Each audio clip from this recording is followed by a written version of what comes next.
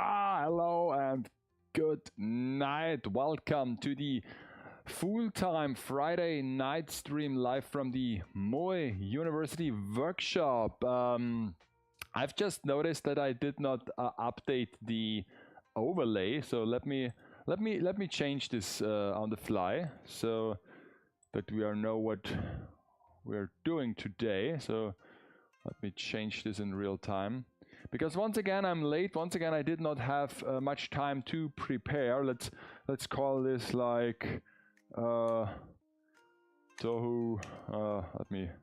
Let me see how we write this. Let me just copy this.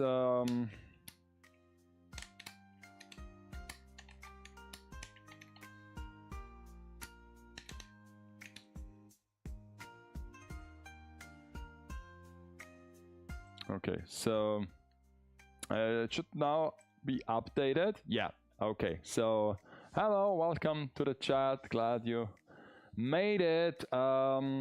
Yeah, another kind of stressful week comes to an end. Another exciting day comes to an end, and now I'm here. So yeah, I brought a cup of tea. What's up with the second camera? It's also not. It's also not set up correct. Let me change this.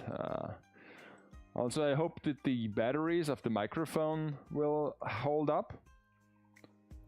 Hadn't had the time to buy new ones, so I hope I can find some spare batteries if they die. And so yeah, okay. So probably the last stream where I can drink tea, because now we're getting really into the summer side of the year, and hopefully also the last stream where I have to basically rush into it, because guess what, we're kind of finished with the renovation of the garden now. So yeah, so maybe next week if you closing work things to do, but nothing major. So with the start of June I might have more spare time for projects. I did a little birthday stream on Tuesday night into Wednesday, because I had no time on Wednesday. Wednesday was super stressful because we basically finished everything. And yeah, yesterday we also had some work to do, and today we took the day off basically, and we visit a chocolate factory. But yeah, and now I'm here, so I will continue to work on this base. I guess I did something off stream. Okay, this fell to the ground. Not good. Luckily this doesn't count, so let me change the camera. So this is how it looks now. I did some work off stream. I covered this all with clay and added some structure to it. So this is now a solid piece of stuff. And I also tried to cut this one lantern, but I noticed that I did miscalculate the angle. So even I tried my best to replicate the original base. This is now in a different angle, and I'm hoping that the ghost part of the figure will still work, because I have a surprise for you all. Due to the recent video filming I was doing the last couple days, and because it's now imminent, I've managed to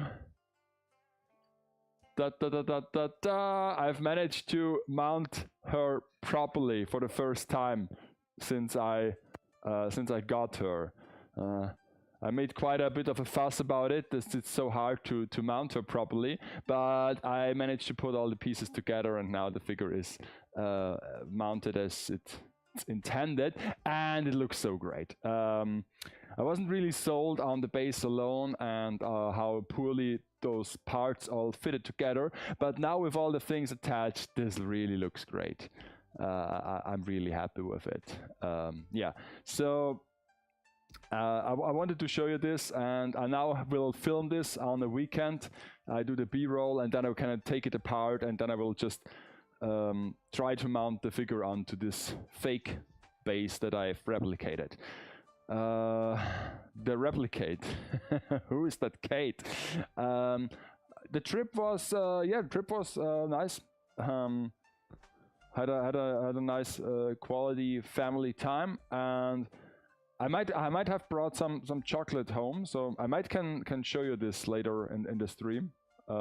Yeah, so figure is now fully mounted, and yeah, that's the good part.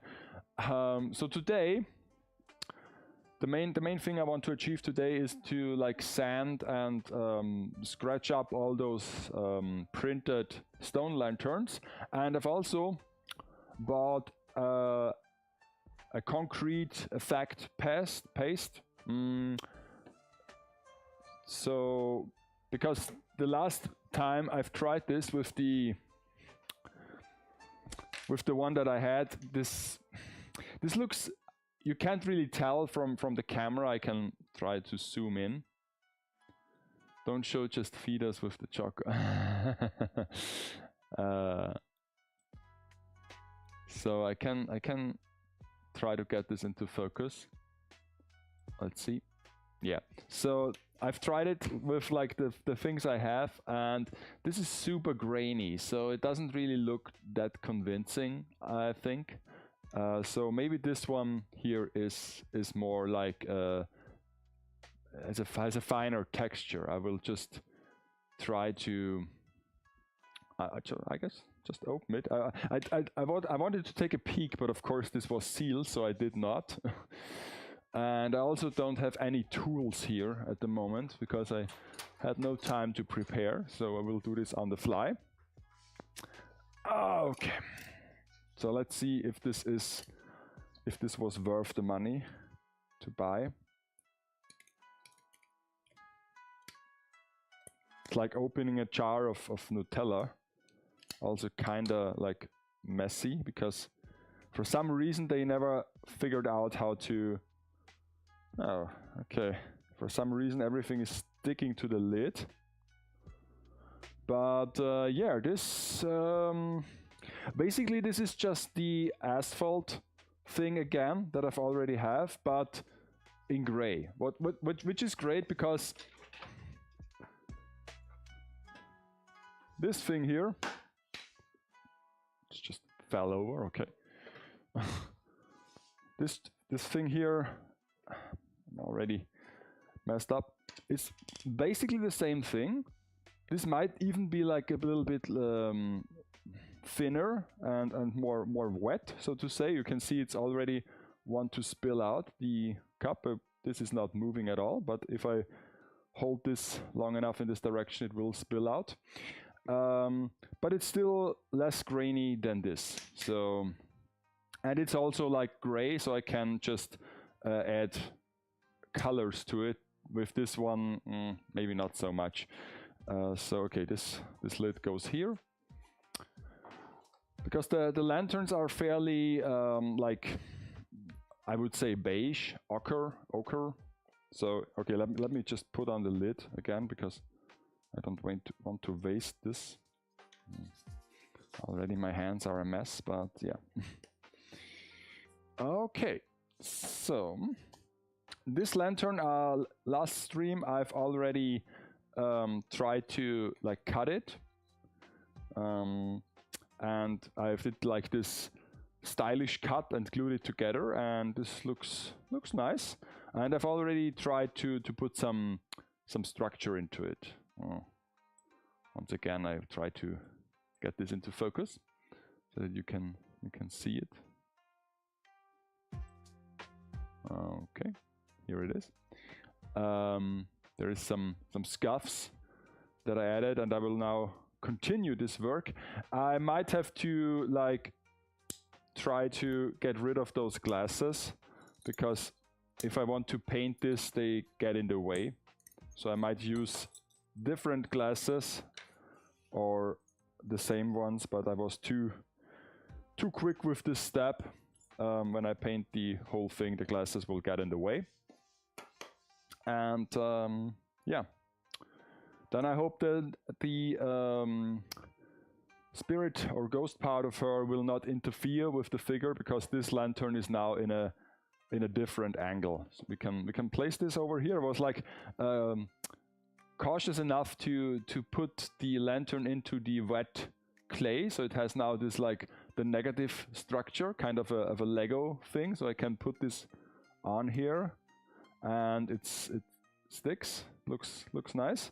And this part, of course, will be glued here, and the ghost thingy mounts here into place. So yeah, this might be also have to cut in an angle. We'll see. And then we have like the other ones as well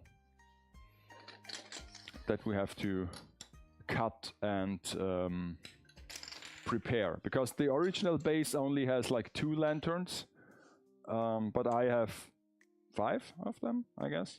So because I want to extend on this base, so this is not finished, not even close. And I guess the last one is laying over here. Is this like cut in any like? No, I just have to cut into here. Okay, interesting. Interesting, but yeah. So let's see. I guess I will use the mini tool to do all the basic scuffs. Have a rough sanding paper and a not so rough, or maybe use the rough sanding paper, the not so rough sanding paper, and one of those like super coarse tools. Let's see.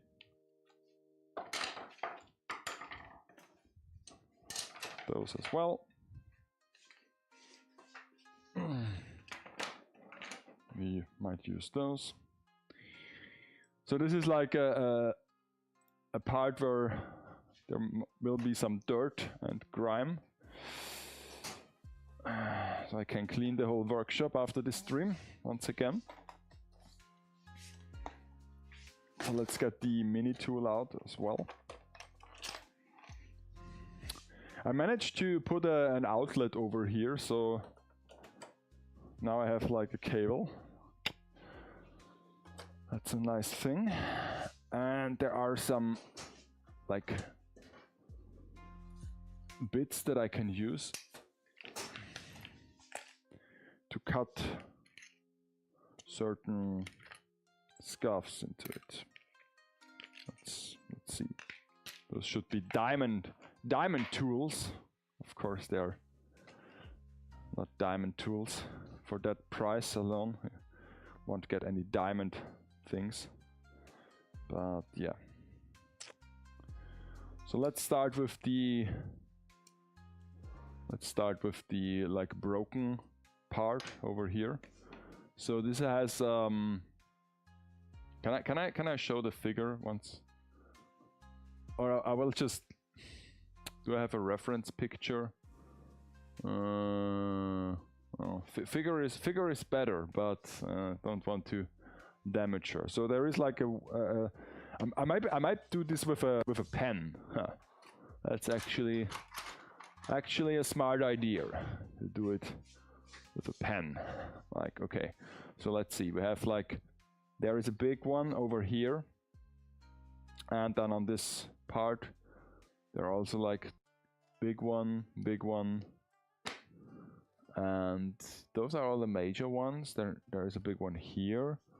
Yeah, I guess that's for the big ones.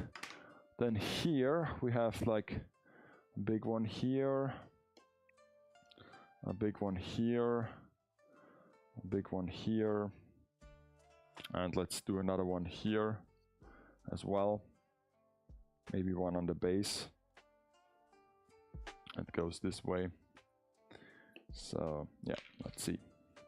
So this might be a bit, okay, there is no electricity. Now it works. This might be a bit like unpleasant to hear, but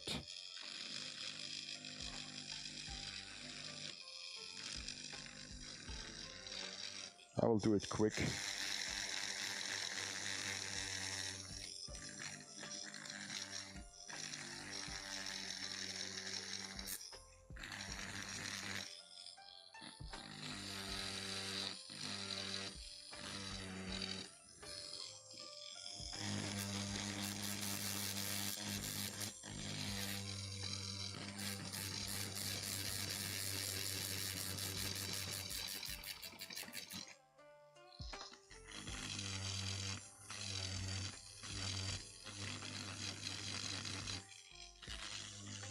If I go too deep, of course the structure will show,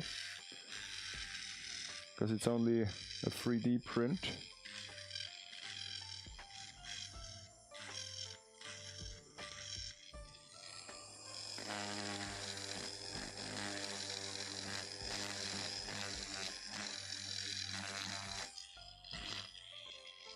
Okay, there was one as well.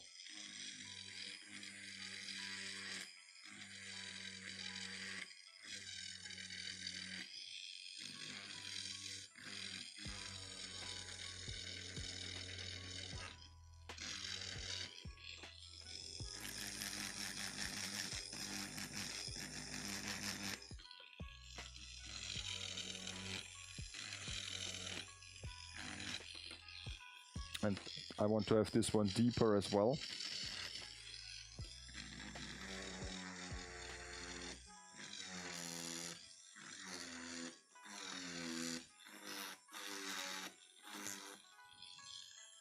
For some reason the bit loosened. I don't know.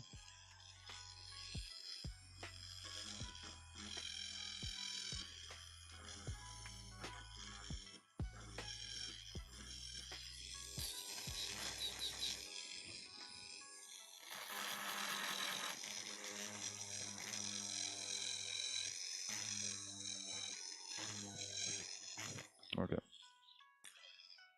So if I now use that one to get rid of all the excess plastic,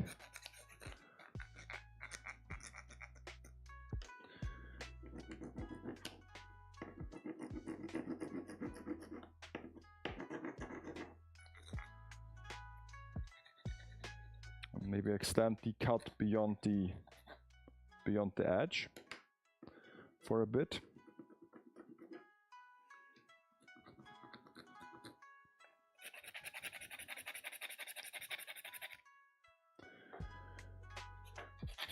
I want to have them fairly deep because I have to account that the structure paste and all the paint will swallow up certain lighter cracks.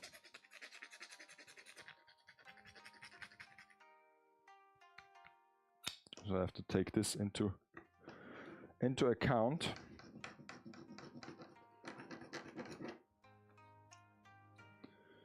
Okay.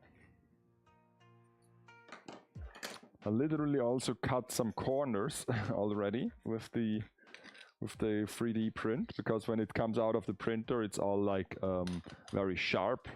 Edges are all sharp and I have to cut them so that they are a bit like more roundish and look more like an old structure.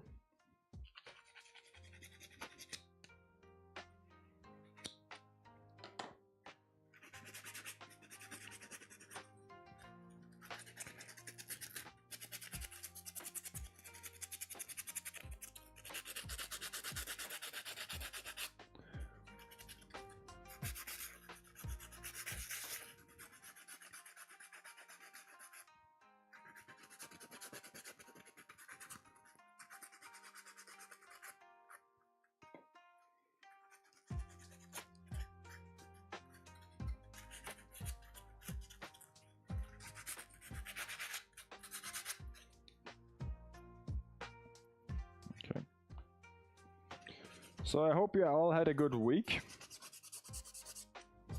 We are now into a long weekend, I think, because Monday is holiday.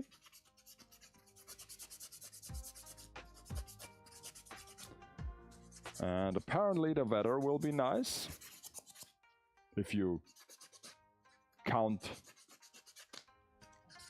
summer weather as nice weather. If you don't, it might be not so good.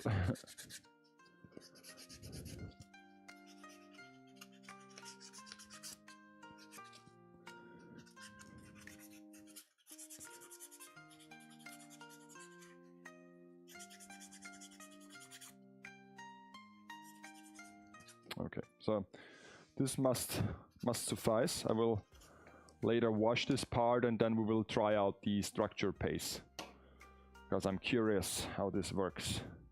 Quick question, do you use any kind of primer before painting your 3D prints? Or do you paint them? No, I don't prime my stuff, especially for the like dioramas until yet. I don't see any like point of priming. I guess like primer is helpful if you don't want to sand like parts. So for example, if you have like model kit parts that are usually like pure ABS and have a very smooth surface, then you might use some primer and you can just then apply the normal paint more easily. But since I'm used to like sand everything, and this is also very rough, and the structure paste basically will be my primer, because it will add a little bit of a concrete structure to the thing, and also like cover it in a natural gray. So yeah, I mean, I have a primer like spray can here, but like I said, I don't usually like to use spray cans, because I can't do this indoors.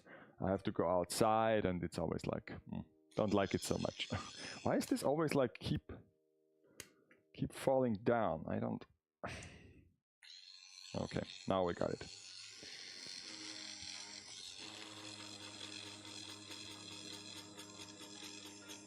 It's a big one. Big old crack.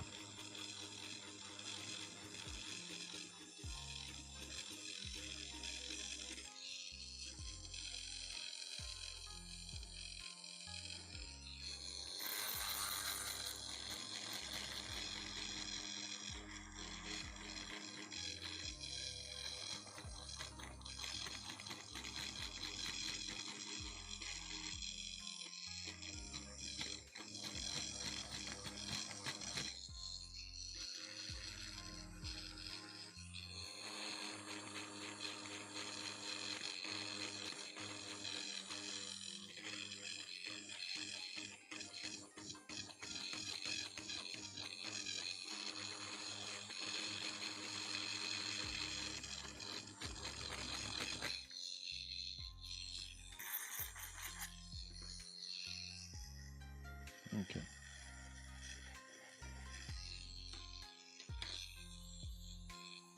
I'm wondering if I use the like ball shaped thing, if this is a better way to do it. I guess this has more like some carves a bit better, I guess. Okay. Yeah. It's not as fine, but it definitely is a bit like a carving tool. Oh, this goes super deep, super quick. There's already a hole in it. Okay. Well, that's cool. That's a quick one.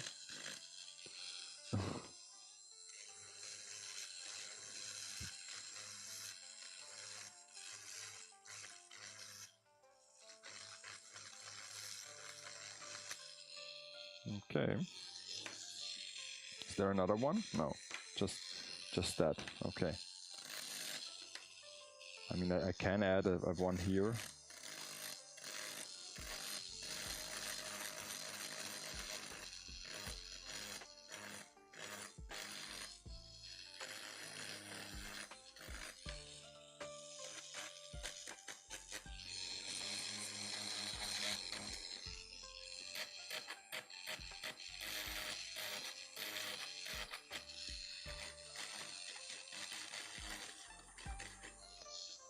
Oh, there is one.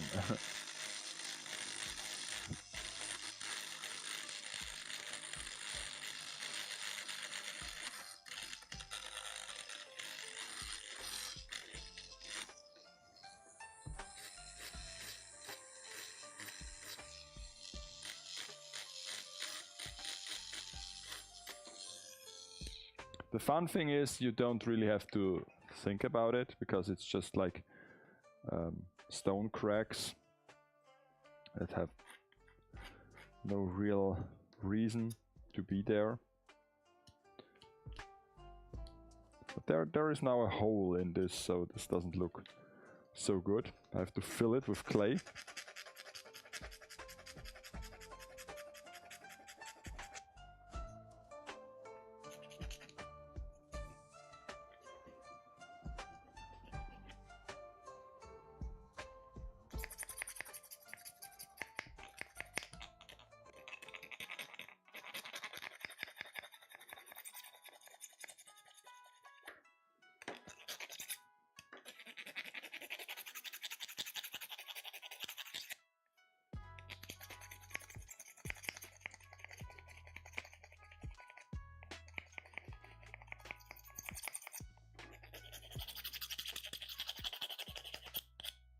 Okay. Already I can see that this looks very nicer and more like the original base when everything has round and soft corners.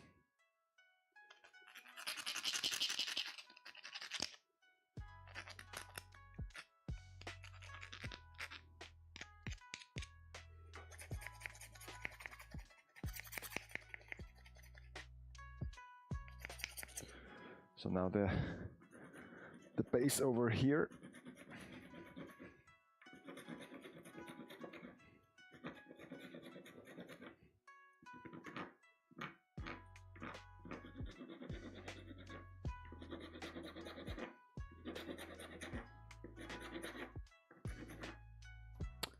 And once again I have to cut this. Basically into a weird angle so that it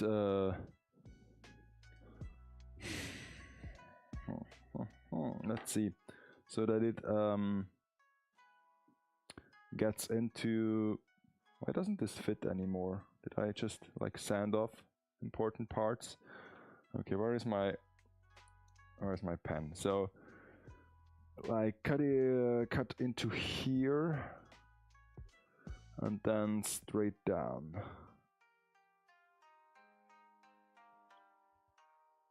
Okay, I will try this. I will try to cut this and then cut into here.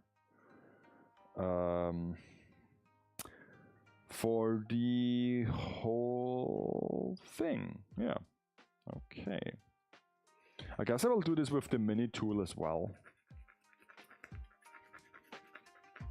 It's just plastic, so why not?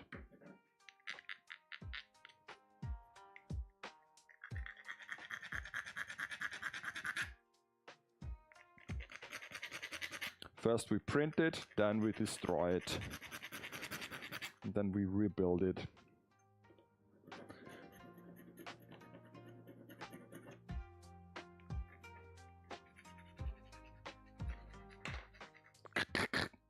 Dead.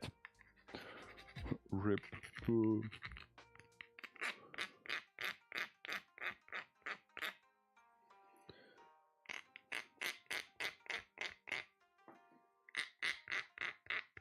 Okay. So there it has to be some sort of like some sort of spinning part where I can mount the disc. I guess I will use the big disc. Yeah,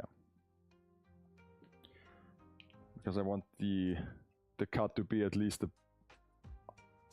decently straight, not super crooked. So let's mount this as well.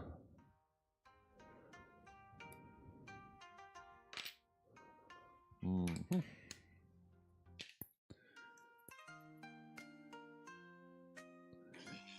And let's cut this.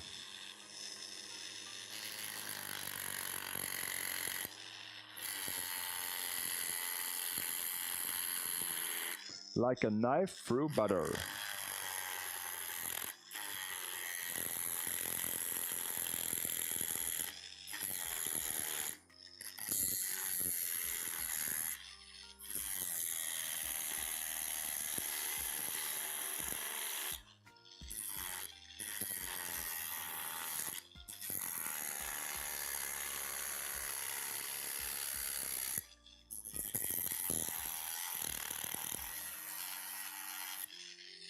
Gotta say, this smells funny.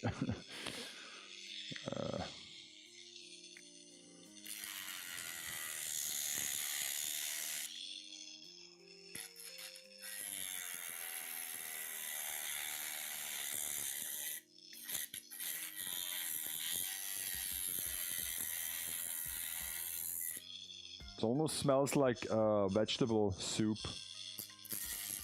Like the powder that you put in vegetable soup.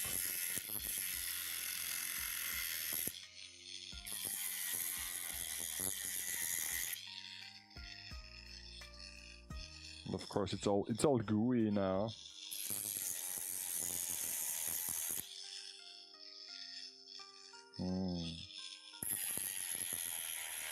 So much goo. Circle of scratch. Create, destroy, rebuild. So this is how it looks like from the inside. And I'm curious if I can now lay this on top of the other pillar. I mean, yeah, that's okay. I can work with that. Is there like a gap? Like a delay of some sort? No.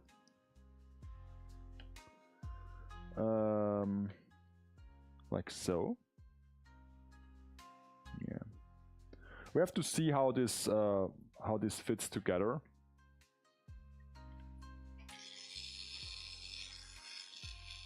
Let me just try to cut this a bit cleaner.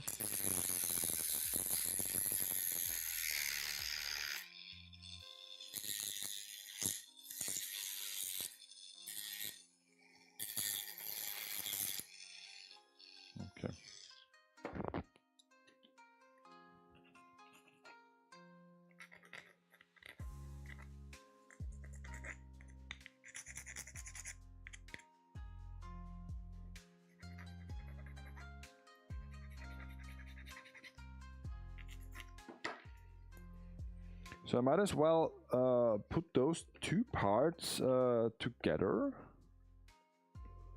Let's see. If I do it like this and have the rest filled with clay.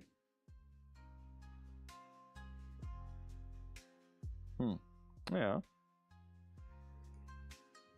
This might actually be not such a bad idea.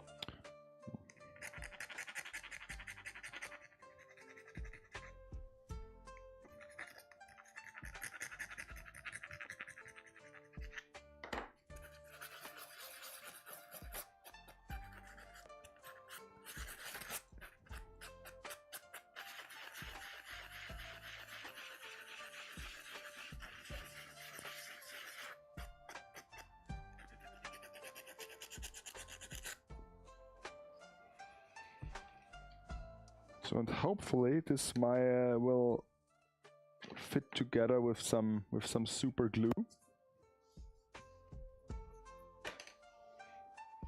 And the rest will be filled with clay.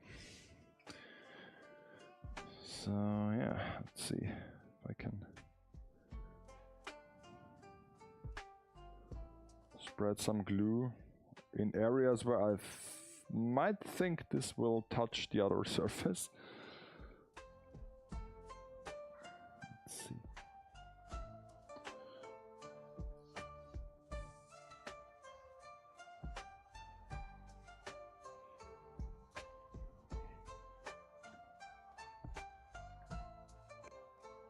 Okay, already fused together. I will now just add a little bit more.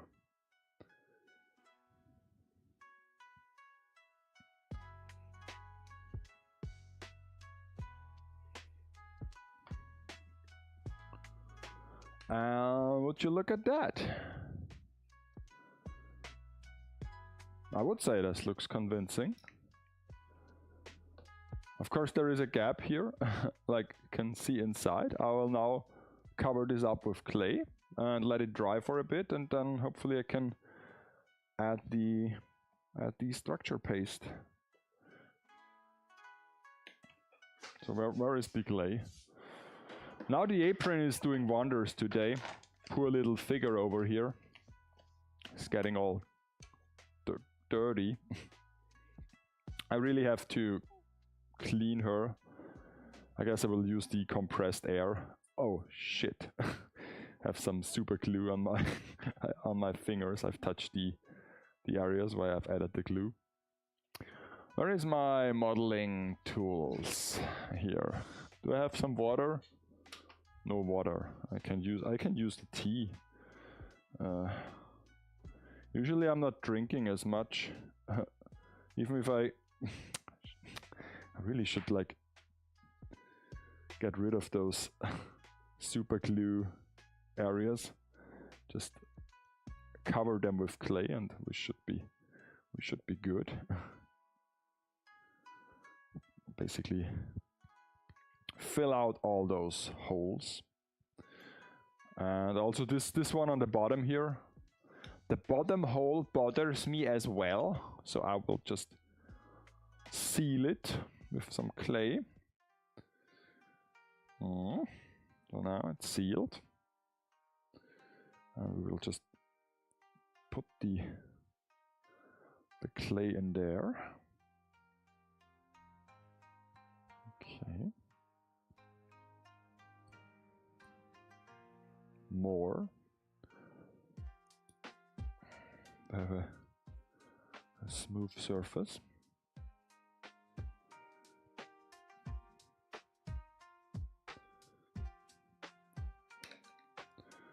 So the broken lamp doesn't need a cable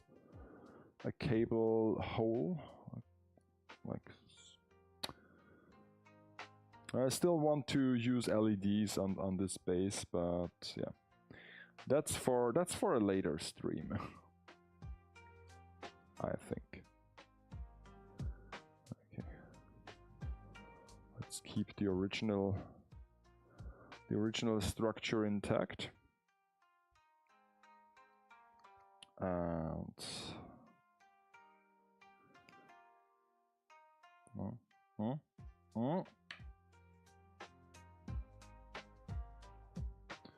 I also can fill up those parts where I drilled too deep.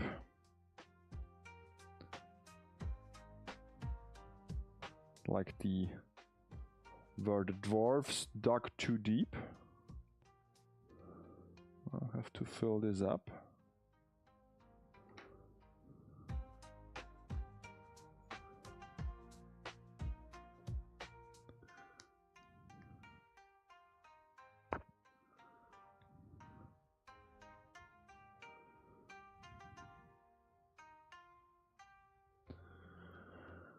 Okay. The only problem is I have to let this dry for a bit at least.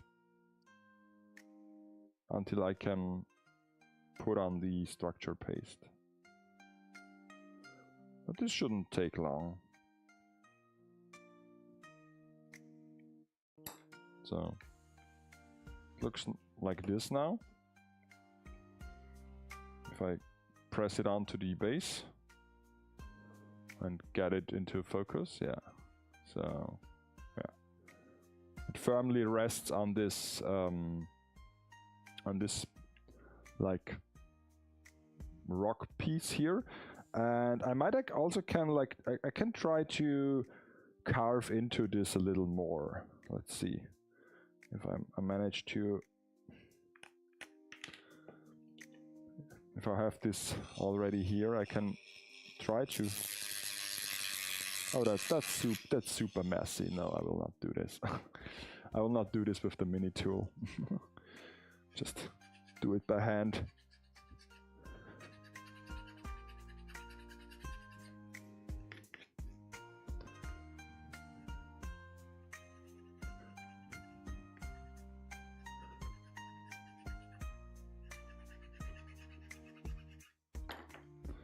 So now I have a little dent in here where I can put the column into, so that it looks a bit more convincing when it lays there.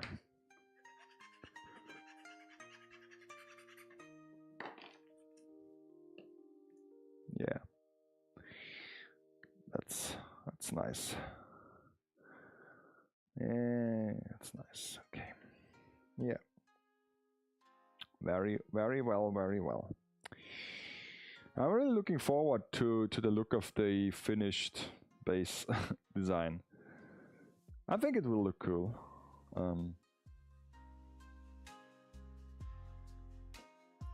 I was like, oh, I'm already like kind of far into this project, but then I realized that I have to extend on this, and no, I'm not. Okay, so I will just put the figure a little bit far away, and now I will at least like do this top part. Is there any major damage to it? Oh yeah, there are like two scratches that run across the whole thing. So once again, oh yeah, oh, someone spun the wheel. The date. So the idea behind this point was to look up the current date. Today is the 22nd of May 2026, but the current year doesn't really matter because we cannot really, I guess we can talk about today to date, but I will now look up things that happened today over the course of history. So let me fact check this for a second. Let me. So and maybe I don't have any like I can't recall any specific events that like involve me on this day. At least I think. Okay, May 22nd over history or so. Like what happened on May 22 history? Okay, so let's see a few talking points. I don't know if they are like accurate, but I can I can at least try to. Those sites are terrible, like filled with ads. And like I mean, this starts in like 1400. So let's go to a bit more recent dates. Like let's start with the 90s. 90s is like a time frame we can all, hopefully we can all still remember. That's a good one. It's 2004. George W. Bush falls from his bicycle. On May 22nd, 2004, President George Bush is in a bicycle accident. Bush had taken up mountain biking for exercise at the suggestion of physicians.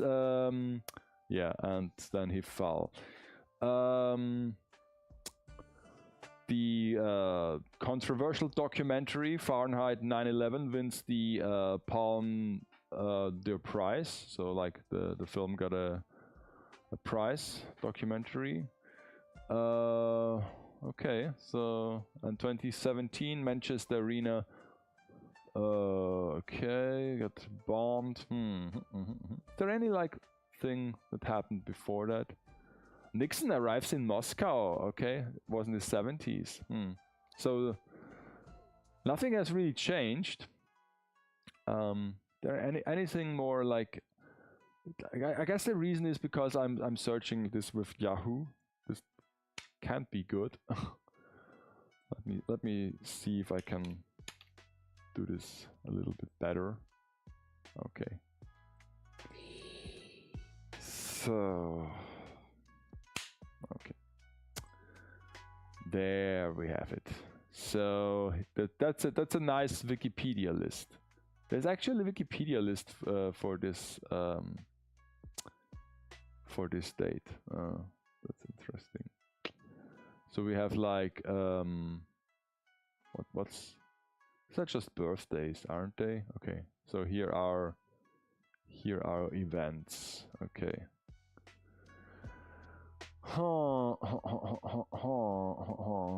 Okay, so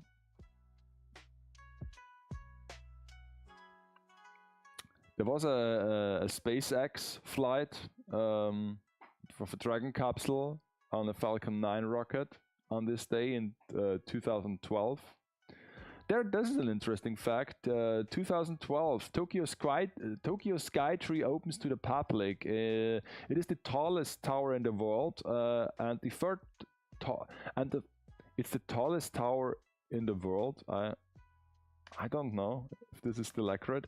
And the third tallest man-made structure on Earth after Mardika 118 and the Burj Khalifa.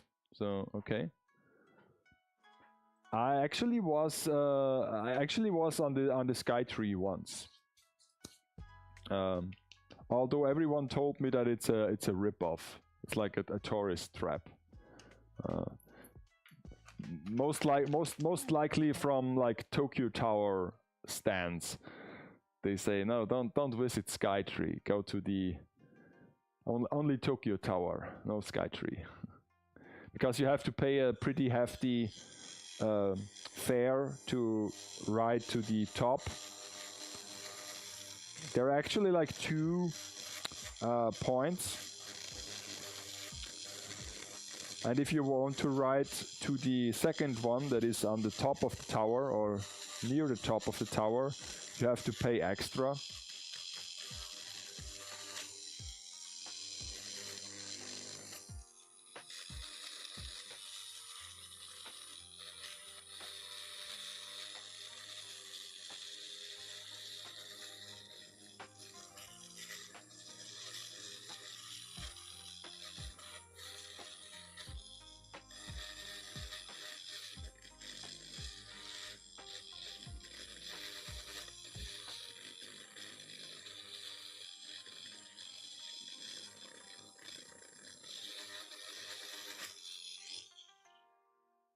So yeah, but I guess it doesn't really matter, does it? This is one of those like things that you do as a tourist, regardless what it costs. If it costs like 4,000 yen, you pay it. If it costs 8,000 yen, you pay it, because you might only be there once in your life. And people know this. I mean, the operator know that people will pay those emission fees, and so basically they can charge whatever they want.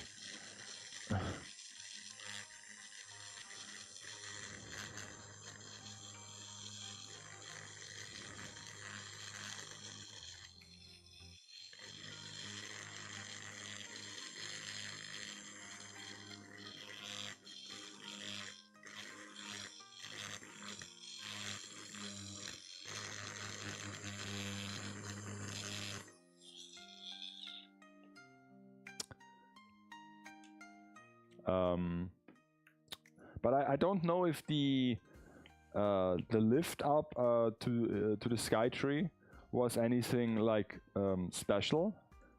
Of course, it was a fast one, but I don't know if it was like crazy fast that you feel it. And I don't think it had any like crazy special features like a glass floor or something, because I do recall that we have like a similar tower structure here in Vienna, the Donauturm, the Danube Tower, and I think those elevators have or had a glass ceiling, not a glass floor. But glass floor would like be a bit like don't know, but a glass ceiling. So if you ride the elevator up, you can see inside the elevator shaft, and yeah, it goes pretty fast, of course, faster than a regular elevator. And yeah, but Skytree was okay. I think the main problem that I had with the Skytree, it's like the same with all tall structures in the middle of a city, that once you're up there, you are so high up that everything kind of looks the same. Yeah, you can overlook the whole city, or the whole like Tokyo Bay area, the main part of the city. But you're so high up there that everything looks like basically if you take off with a plane, it's kind of similar. It looks like a model train thing from high above, and you can't really make out certain individual structures anymore. So, and that's also why when I have friends over in Vienna, I tell them don't go to the Danube Tower and pay the entry fee, because you ride it up. There is an expensive restaurant on top that spins around. That's kind of funny, but okay. Just go to the church, to the Stephansdom, St. Stephen's Cathedral, and go up the, like, was it south or north tower? I don't know. The one you can just basically climb the stairs up there. It costs like basically nothing compared to the Danube Tower, and you are at a height that you can still see all the buildings.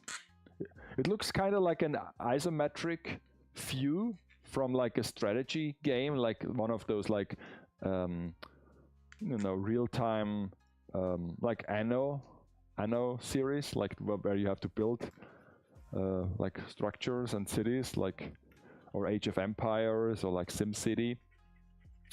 It's not so high up that you can't see anything. But of course you have to climb the stairs, so you have to be in a position to do this. And also the tower that leads up there isn't really like big enough. So if you are a tall person, this might be a bit cumbersome, but yeah, I think it's worth it.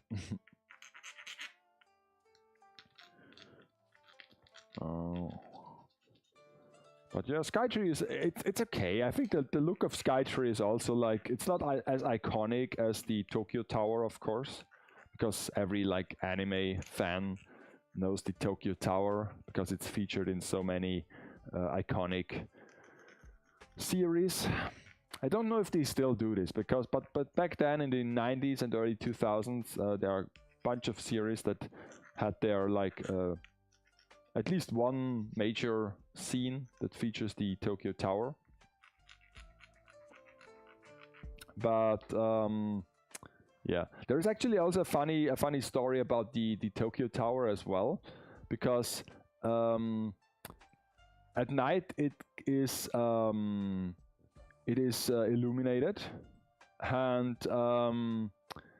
I wanted to film the like the illumination and put it into a time lapse. Back then I had like a camera with me that could like film plenty of hours. So we arrived to the to an area where we could see the tower. Well, it was a little park, and we started to set up the camera when the sun was already about to set. And then we waited, and we waited, and we waited, and we waited. And this was in like December. So once the sun faded, it got pretty cold. And it was a bit like a nuisance to wait until the illumination comes on and nightfall.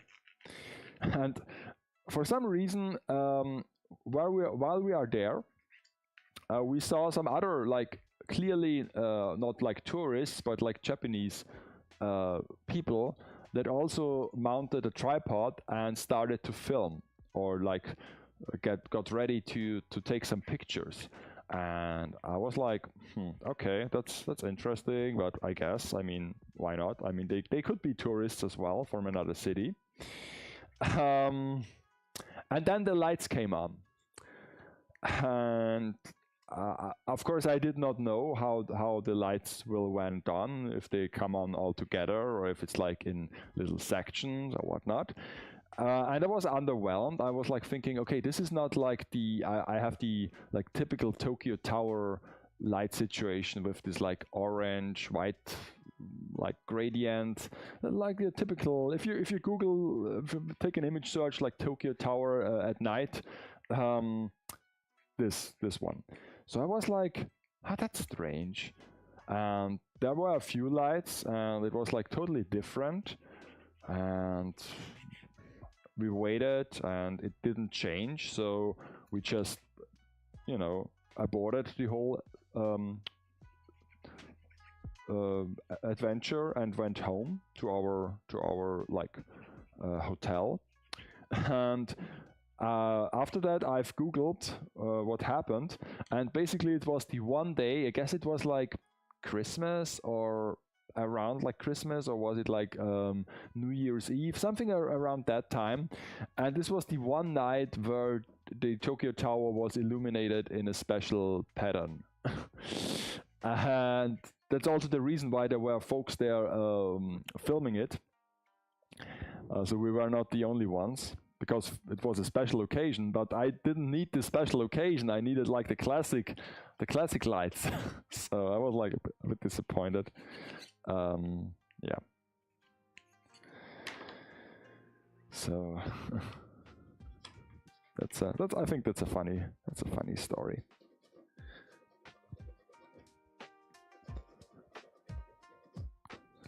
And apparently there are like several days during the year that the Tokyo Tower is specially illuminated.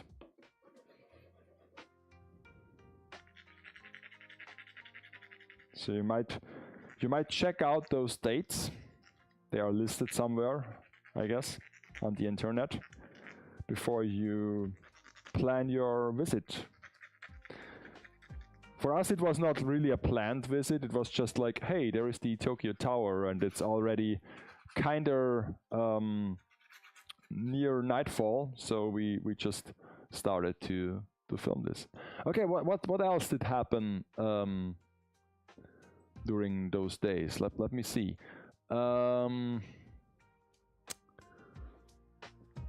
What's else? Don't have to like be tragic events. Of course, most of the recorded events are like tragic things, like terrorist attacks and bombings, but there are also like a few like or like weather, like here's a tornado that happened, or like flight accidents.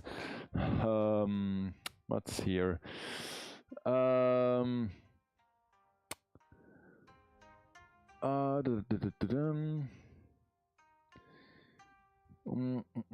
Is this a good one? Okay, so that might be interesting. In 1969, nice. Apollo 10's lunar module flies within 8.4 nautical miles. That's 16 kilometers. I yeah, I don't know what a nautical mile is and how it differs to a normal mile, but yeah, it's 16 kilometers, so it's not really that far of the moon surface. So because we had a moon mission quite recently with the Artemis thing, so I think that's interesting that this is almost the same date. If I have photos from that time, photos not really, because I had not really a really good smartphone back then. But like I said, I had my camera, the same camera that was more often to Japan than me, because every time my friends went there, I just gave them the camera to record. So I have tons of footage of Tokyo where they just scroll around and film random stuff, like basically like Google Street View. Because it was back then, it was quite convenient because it was an HDD, a hard drive camcorder, and if you set it to a like reasonable record quality, you could like film hours on end onto this hard drive. Yeah, of course you had to worry about the battery, but also the battery was didn't deplete rapidly, so you could like film hours on end. This was especially helpful for conventions, but also for travel as well. And when I came back from the trip, I put all those data from the hard drive, because I had to empty the hard drive at some point, and I made a backup, but it's not really a backup because it's the only copy that exists, and I've put it somewhere on my hard drives, and I guess it's still there. I mean, it's like Schrodinger's data.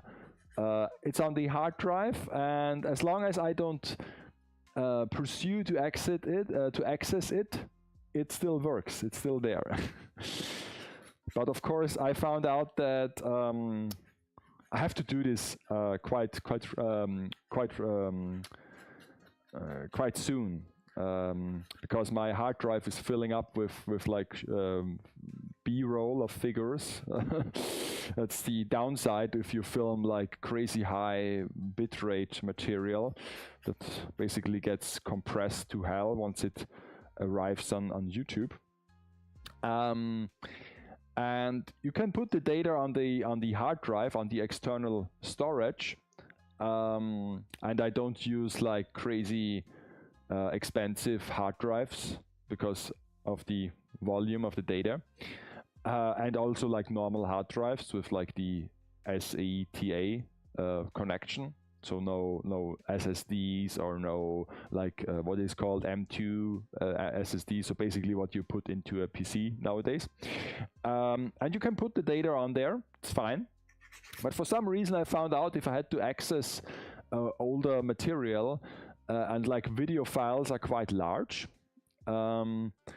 that yeah, most of the time it doesn't work to like copy them, to move them around, especially like large volumes of the files, like you know, Control C everything and Control V to another hard drive, and then you go to sleep. This doesn't work. Maybe it's because of like the Windows. I think it's a Windows thing. If you do this under like Linux or something like Total Commander, it might work in the console. But it's a shame that it doesn't work on the Explorer, like for like non-tech savvy people. But I could recall that the downside of this, like, did the camera record like whole files? I don't know. I guess it did. Because I also had like cameras that they worked with like memory cards, and the memory cards had to like be formatted in a way that only a 4 gigabyte file could be stored. So if you record over 4 gigabyte, it splits it into different files, and if you access the storage via like a normal like Explorer, you had like separate files. Only if you access the storage via like a third-party tool, it puts it together into one big video file that is now then on your hard drive. But yeah. Okay, so this looks nice. This looks really like scuffed and damaged. So I like it. I might now wash this, and then we can try out the structure paste. And if this works reasonably well, I can do all the other ones. So yeah. But yeah, I ended up never doing anything with the Tokyo material that I filmed myself. I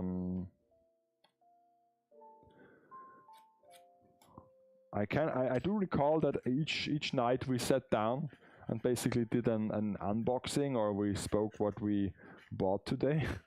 Kind of like a late night back then. But yeah, I did not use this material for anything specific. Okay, so let me just take a little break to wash this and to clean up this mess here, and then let's try the paste. Okay, so be right back.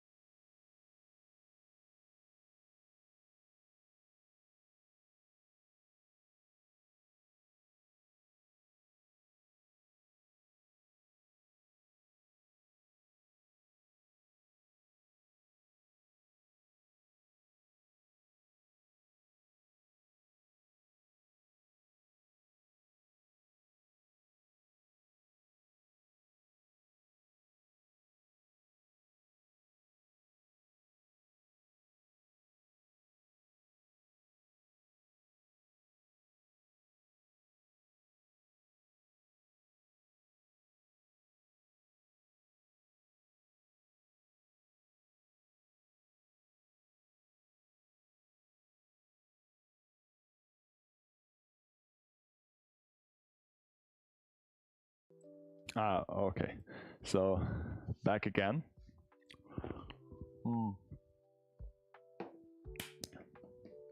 So let's try this paste.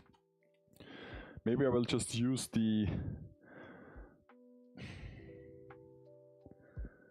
part that is already sticking to the lid. And I guess I have to use a brush to apply this.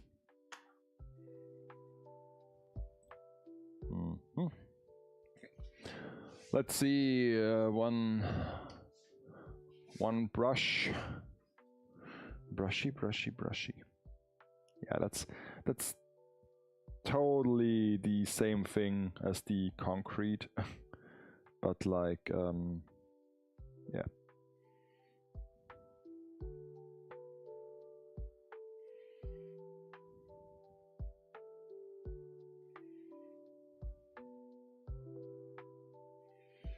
And okay, to smear it on the pack might not be the best idea, to be honest.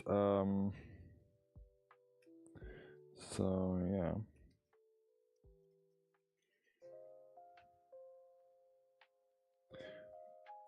So about the Apollo mission, what was it? Apollo 10's lunar module flies within non-surface. So Apollo 10 isn't this no? Apollo 13 is like the famous one where they made the movie. But what was the one that landed on the moon actually? Because apparently Apollo 10 was it Apollo 10 and this was just like a day before they landed? I don't know.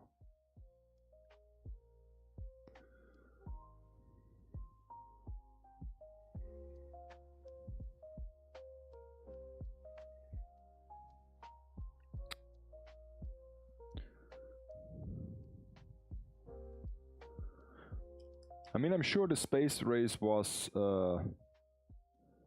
quite something back then. Nowadays, not so many people are interested in like all those rocket launches.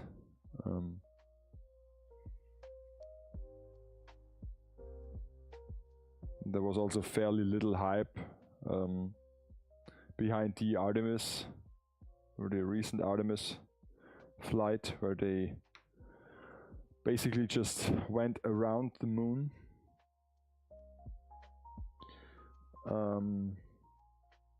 So yeah, this like structure pace is like not much different than the homemade one that I made myself. So I don't know, because if I smear this onto the to the model now, all the cracks will disappear unless I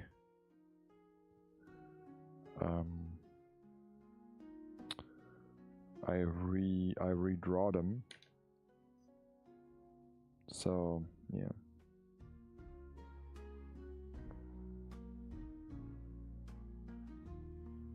But plan is to go to the moon again, from what I've heard.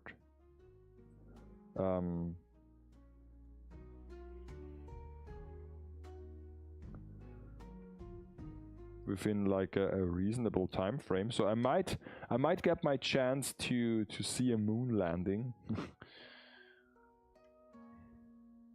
But I don't know if this is like crazy, like a crazy event to see, because basically we know now what it looks like.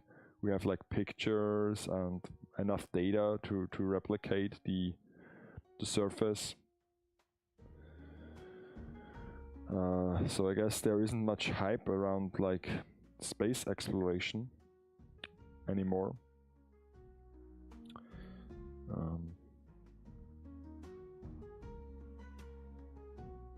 I mean, it's also like kind of boring, like the moon or the Mars surface. It looks like a big desert. It's nothing like in the movies where they have like different biomes, like in the Avatar movies. It's just like, you know, inhabitable planets and stuff.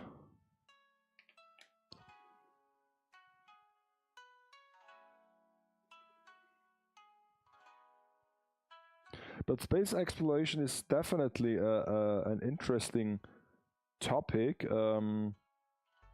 because if you look at the space race in the 60s between the Soviets and the USA, if you look at this from like the first like satellite and the first dog in space, the first man in space, the first walk in space, and then of course the moon landing, there was much progress in little to no time compared to before and also after that. So I'm always wondering if we could like achieve, or what could have been achieved if we just banded together, if like whole humanity banded together and we put all our or almost all our resources into space exploration. If we would like be like at a significant more advanced position now, or if it would just be like bound by the limits of physics and knowledge.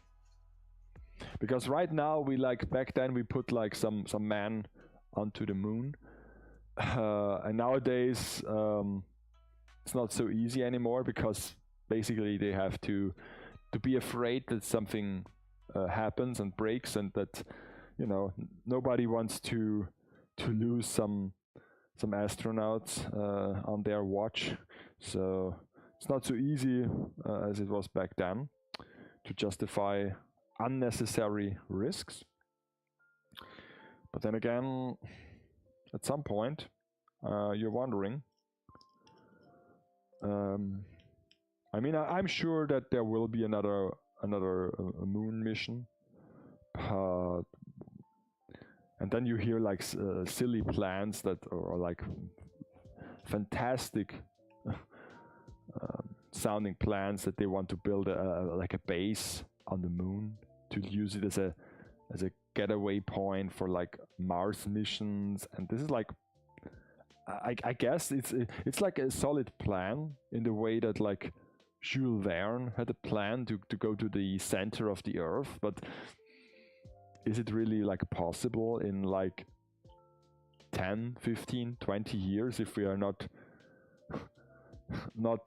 able to put a man there or a crew? It's not like we are like flying to the moon every second week to collect some rocks, and now we are like, okay, maybe we get a timeshare on the moon, so it would be like a bit more like cost effective, so let's build an apartment up there. No, it's like we didn't visit the moon like in 50 years, so and now they are like, oh, let's build a moon base and like maybe go to Mars, and it all sounds a bit like too good to be true.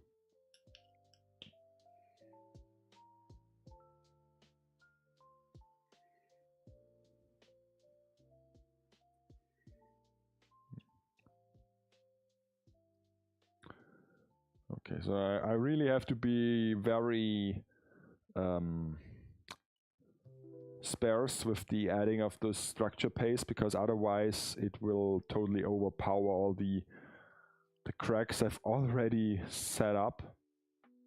But if I do this like sparse and mainly only try to put in the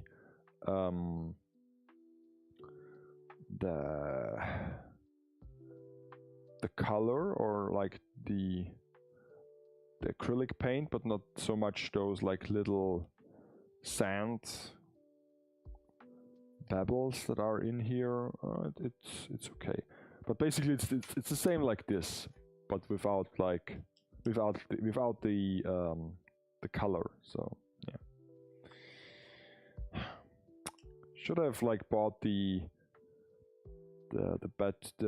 concrete paint that I once had, but I don't know if they still sell it in this discount store where I've bought it like years ago. But this was quite the good stuff, not gonna lie. I like the material.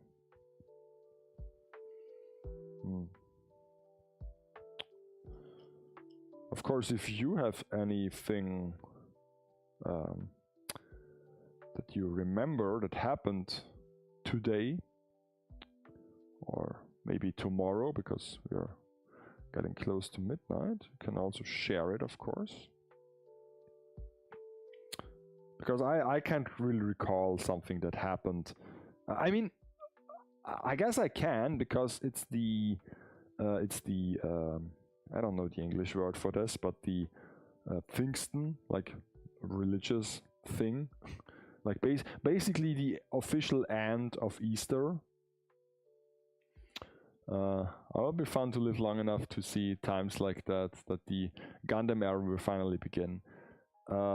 Yeah, so basically Gundam, it's a space like thing. So the original Gundam, like the base Gundam series, is it already like, does it already happen?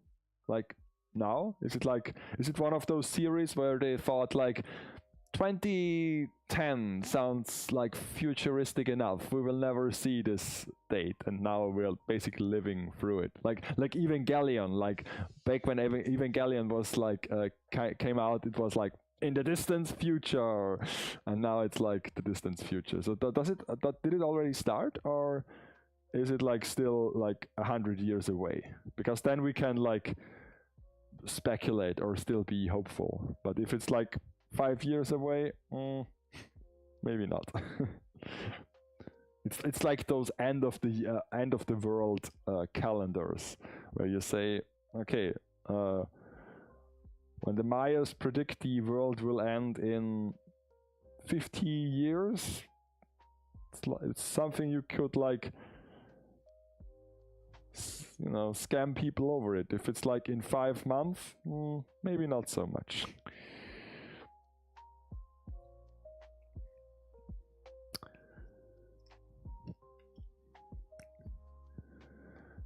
But yeah, I mean, and then of course they also like studied or found out that if you are long enough in space, like on a what's it called, a space station, it might not be so good for the human body and like maybe also the brain. So I guess we aren't like designed to be in zero gravity all the time. So yeah, I don't know. I guess we could have like things like the Enterprise, where it's just like basically a huge cruise vessel in space. That would be cool. Or some Wall-E situation. We still have about 200 years before the Gundam era begins, but first we need to survive the... Oh, really? Is Terminator is also not happening yet? Because like Terminator was in the 80s, so I thought maybe Terminator is already like happening or has happened. The Skynet takeover. Okay, so because I guess I'm sure there is a website of like futuristic IPs like Blade Runner or like Evangelion, Terminator, Back to the Future, and it tells you if it still. So basically, if it's happened, if we still live through it, or if it's still years away to come. Kind of like the site did the dog survive or something, where it tells you if a movie dog survived the series or the movie.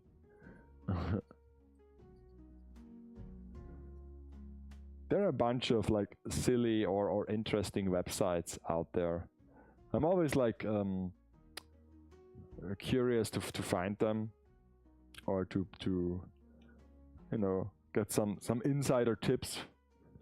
I also found like a website where you can just basically build architecture structures based on like just you use like drag and drop. So if you want to build or like have the measurements of a staircase, you just connect 2 points and it and you say like, okay, you want to have 5 stairs, and it just instantly draws you a staircase and gives you the measurements. And of course those measurements are for real life buildings, but you can scale it down and then you have like a miniature staircase. And of course staircase is just an example. It also goes with arches and like bridge structures, so everything that is a bit more complicated.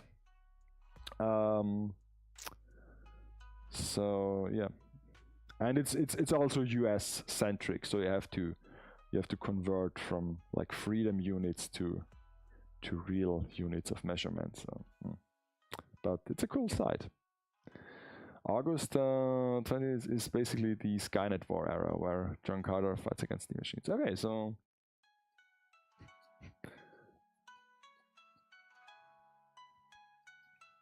we still have time. Or I mean, this could honestly, based on what's going on in the world today, this still could like happen. So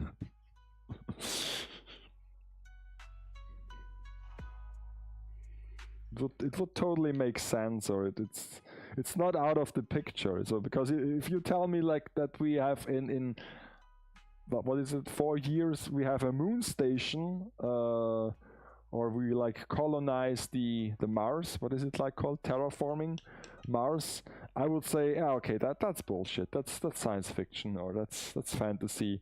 But machine uprising in 4 years,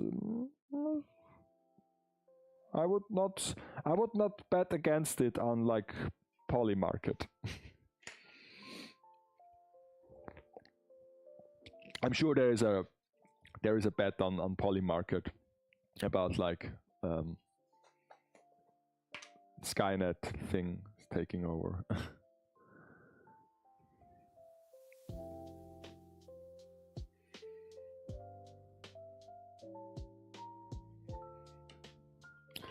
Looking at AI as developing, people are already carrying theories and speculations. Yeah, I mean, I'm not one of those like people that are scared of about an AI like uprising. I mean, I've read all those like scenarios, or some of them, where they argue with, you know, you put something into a machine learning program that basically just tells the program to be as efficient as possible, and at some point it comes to the conclusion that, you know, humans are also not efficient, and then it kills all the humans or enslaves them or whatnot. But I don't know if this is like really a realistic scenario now and also in the future. But yeah, of course there will be like things that change, but things change all the time, so, you know, we have to adapt, simply.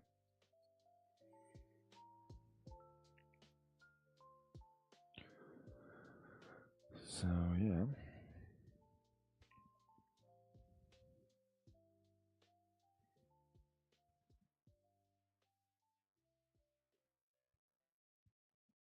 Okay, so before I go any further, I mean, I can just use a bit of more paste on the inside of this cube thing.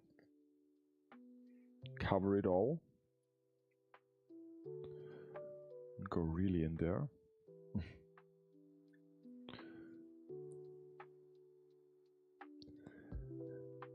I mean, this might come as a shock to some of you people, but I've never watched the original, or even the second, the even more famous Terminator movie, like the one where Arnold is the bad guy, and the second one where Arnold is the good guy, the good robot.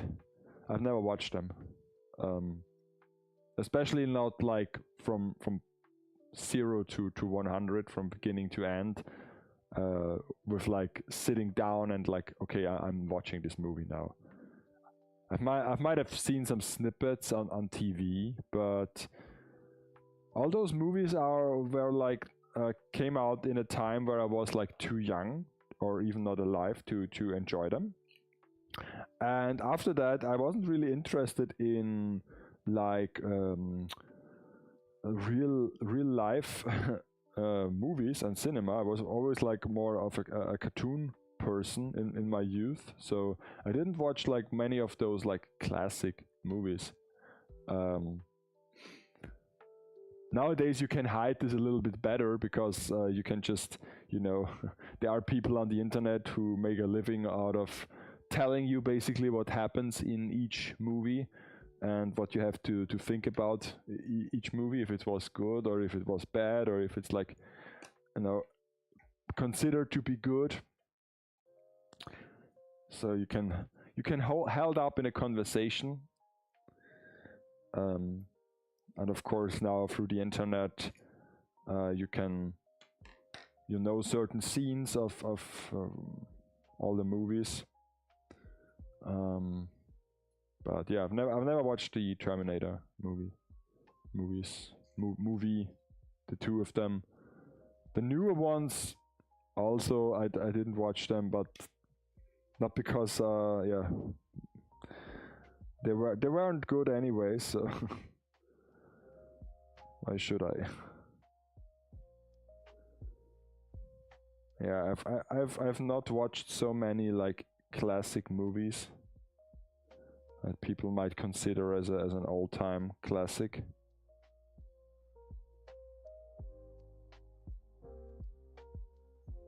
Mostly because I also don't have time to do this, to sit down and enjoy a movie.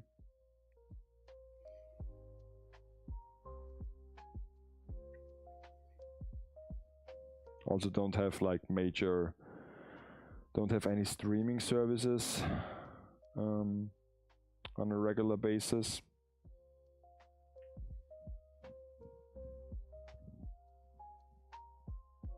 So yeah.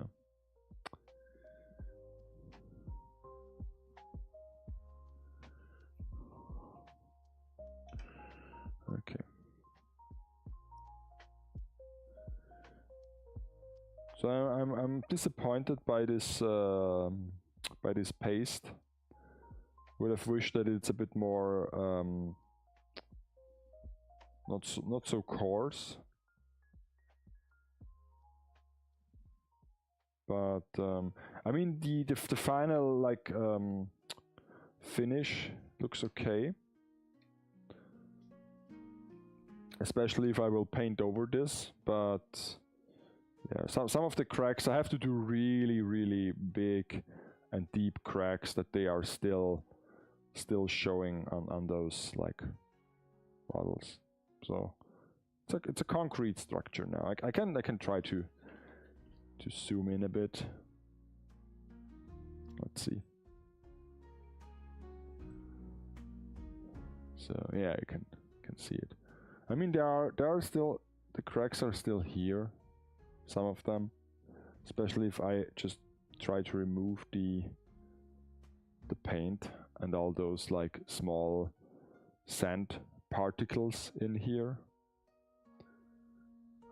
I guess I have to sand it again really quick once it all dried up. But yeah. So yeah, this is like the thing now. So this is how it started. It's like a chess figure. I think it's like a what is called a bishop. Yeah, I guess it looks like a bishop. And this is how it looks now. So yeah, I will just go on and sand those bishops, those lantern bishops, and then at some point I will decide if I use the structure paste or if I just use normal acrylic paint.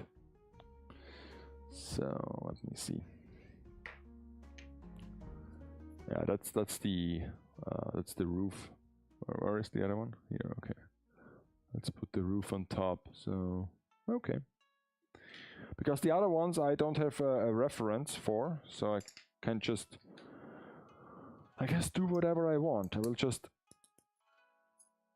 destroy the windows.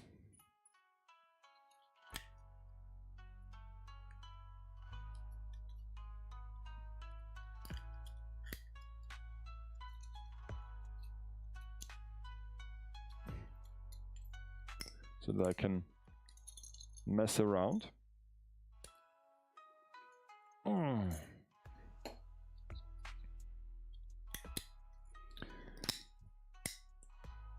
Did I just break something? Yeah, I guess I did break something.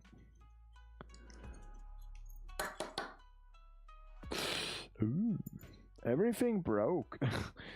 That's not good. That really isn't good. The glue is too strong. That really holds together. Holy moly. You will not believe this. Okay, so I guess I have to do the windows again, but yeah, for now they are all out.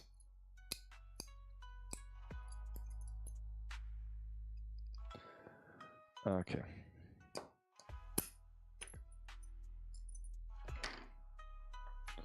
All the windows are out. And I can start. I'll just keep this over here. I can start flexing with the multi-tool. And I will leave you to the music. I will also turn my music up because I you know, don't want to listen to the sound that this tool makes.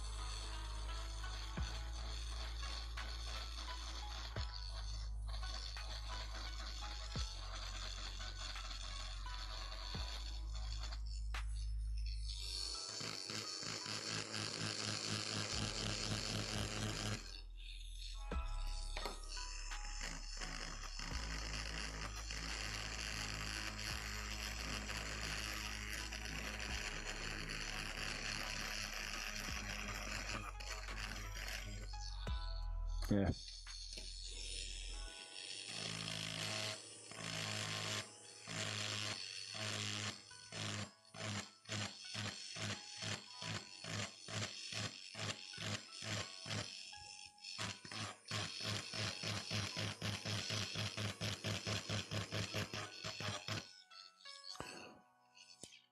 Okay. First session done, and now the second one, and then I basically have to sand it, so not so nice anymore.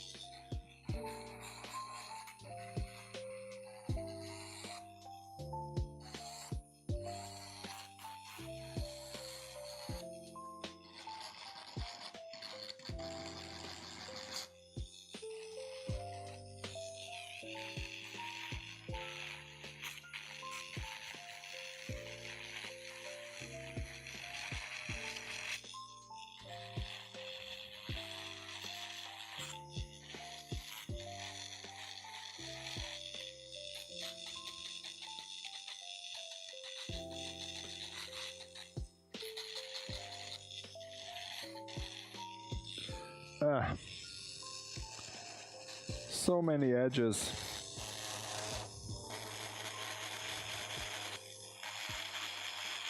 Look at all of them.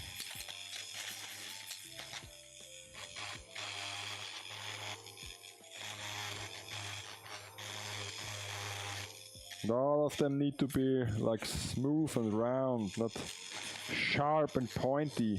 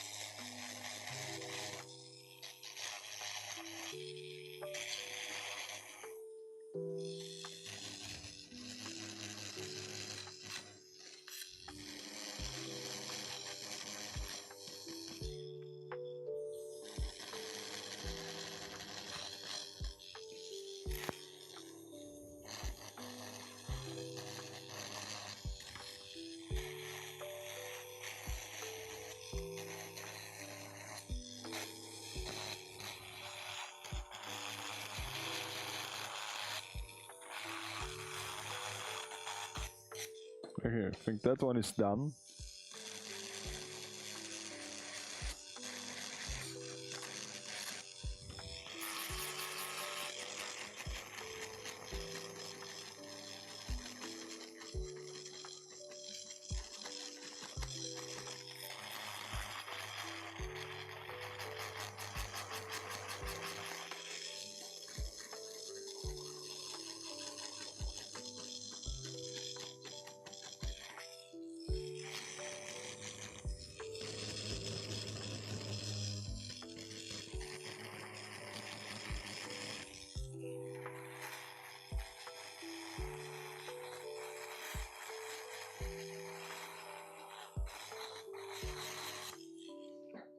Oh my god.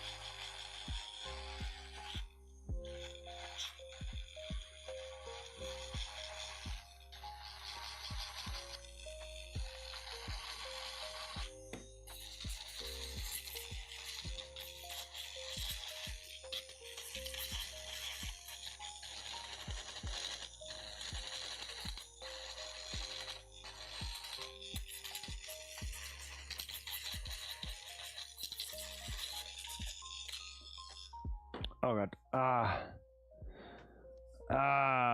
Shouldn't you have a mask for that so you don't breathe in too much dust? Be careful and take care of yourself over there. I guess. I mean.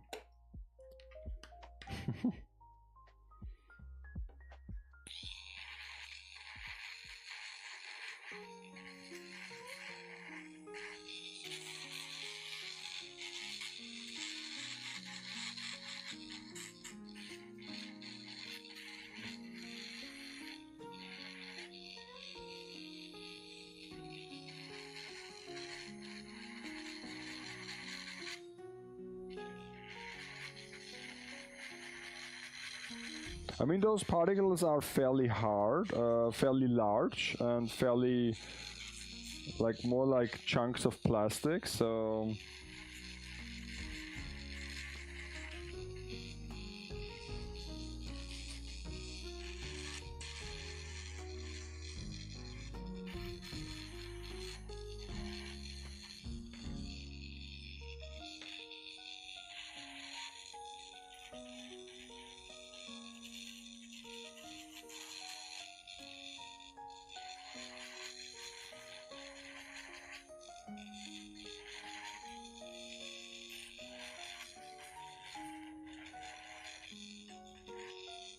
Most of the time I don't like breathe as much when I'm doing this.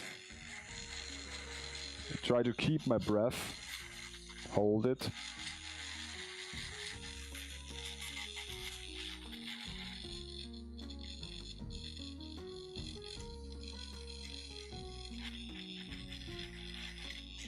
I made a big hole in that one, so...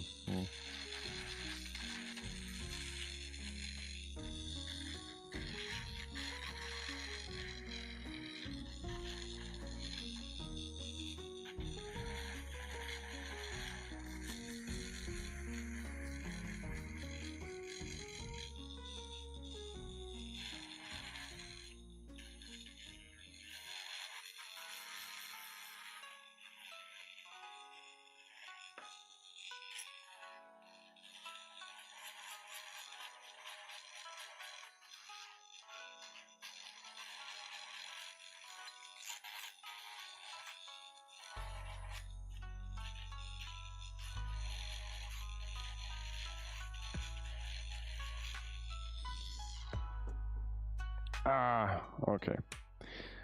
So, still like, oh my god, so many pieces to go. Oh my god. So annoying.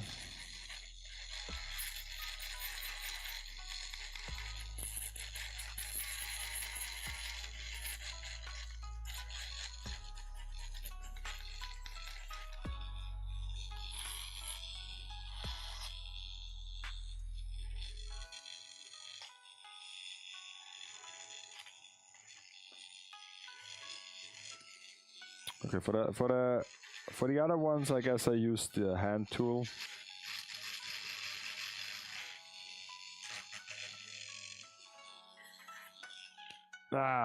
Because I'm getting tired of this. Let me cut back the music again. Okay.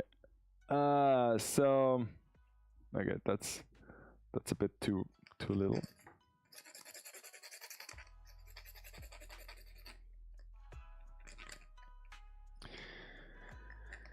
So what else happened today?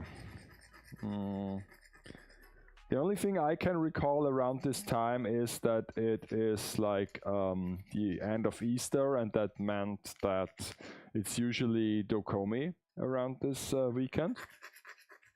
So on Friday, when this was still a 2-day event, I spent the whole day driving in the car. And yeah, usually that was around this time, around my birthday. I guess it happened like once or twice that I was able to celebrate my. This comes loose. Okay.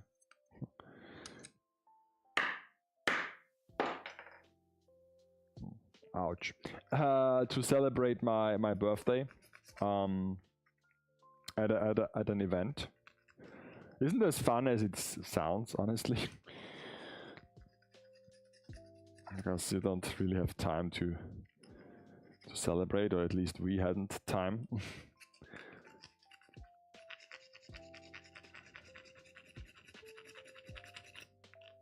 Oh, that went super deep in there. I guess it doesn't matter.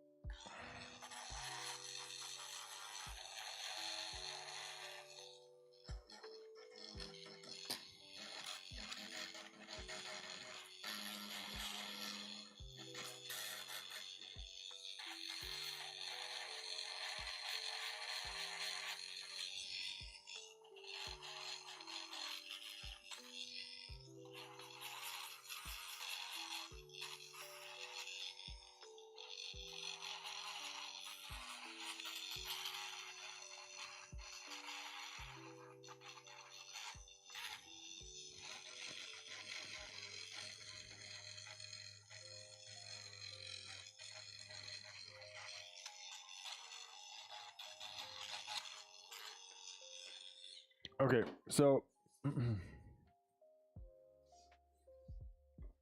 I think I leave it with that. So let's see, the structure paste is already dried. So if I just give it a little like love with the sandpaper, maybe this will help.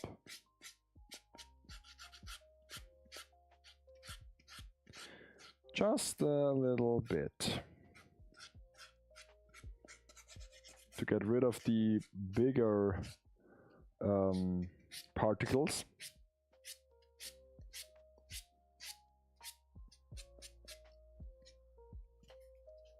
It's a bit clogged up here. Maybe this does this. Okay.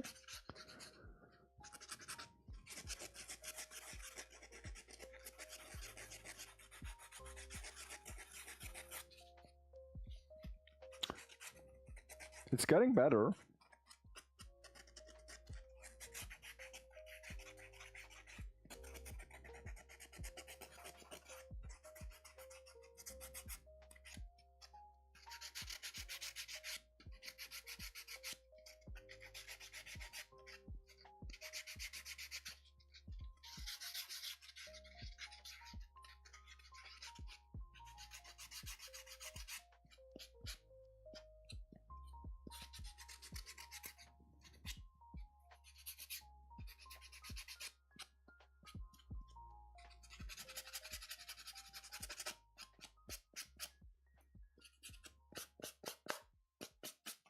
Okay, I think this looks better now. Almost good, I would say.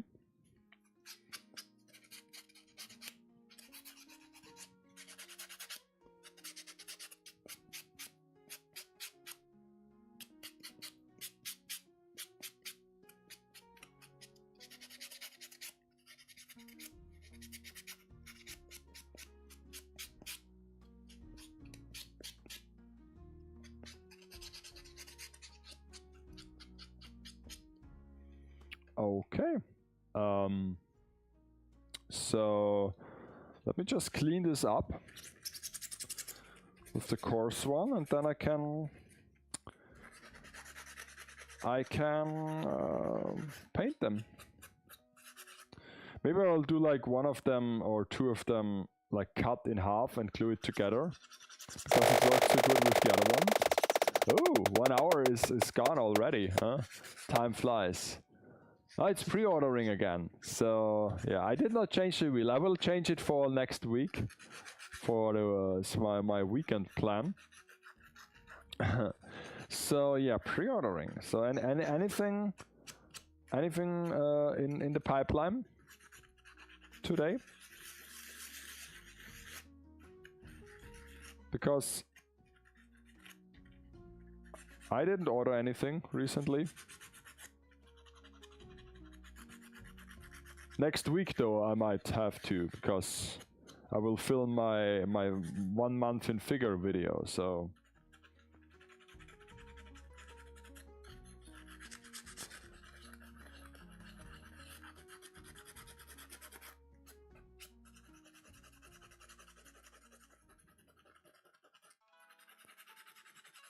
but then it's not really a pre-order, because then it's already out.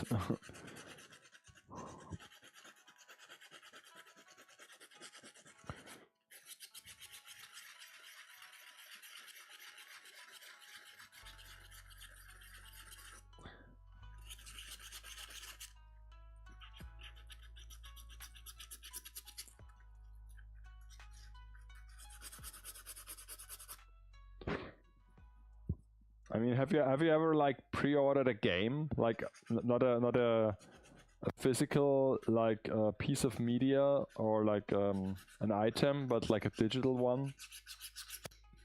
I never pre-ordered a game, I think. Not even like a physical one.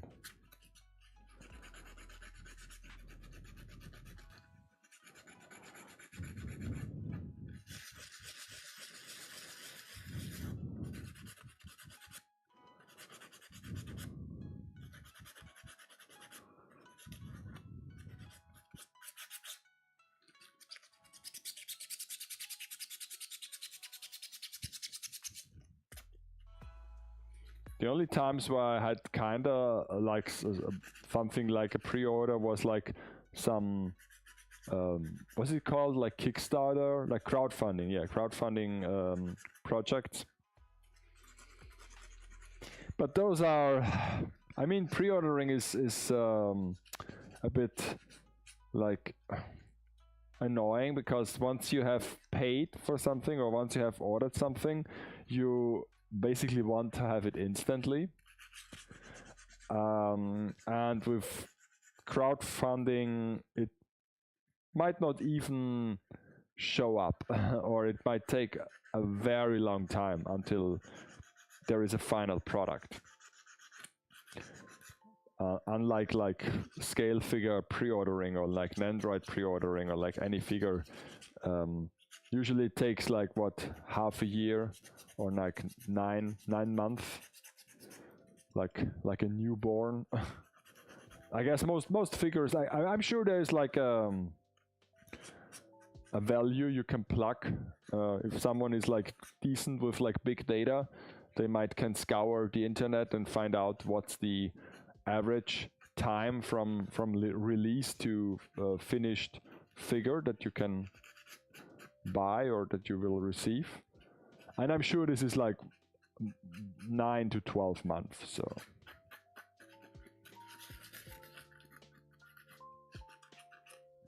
And that's also like basically the amount of time that I'm willing to wait for something.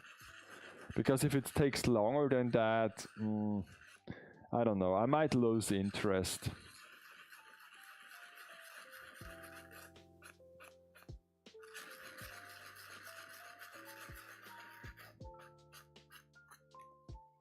Might lose interest of nah.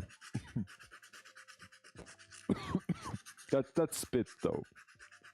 It's not about the dust.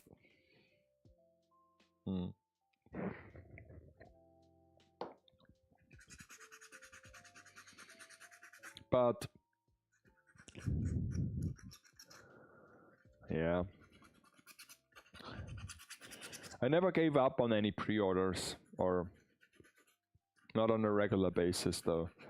If I don't have interest in the figure anymore, I just take it and then I try to sell it afterwards. The only time when I really canceled a pre-order was when I put in and like I wasn't drunk or anything, but it was like some impulse buying. There was this Full Metal Alchemist statue, one of those like resin statues that are like kind of big for a scale figure, but most of the time it's just like base and structure, and the figure is still like a normal scale. And it was like with like LEDs, and it looked kind of cool. So I put in those order, and it was like $500 or $600, and I was like, okay, well, why not? And yeah, then it took so long, and at some point I just canceled the pre-order, because first of all, I'm not a big fan of the anime. I mean, I've watched the Brotherhood anime, and it was highly entertaining. I liked it, but I'm not a mega fan. And also from day one, I haven't had like the space to display this, because it was so big that you couldn't fit it into like a Detolf or like any standard showcase. So I would have made like some special showcase as well.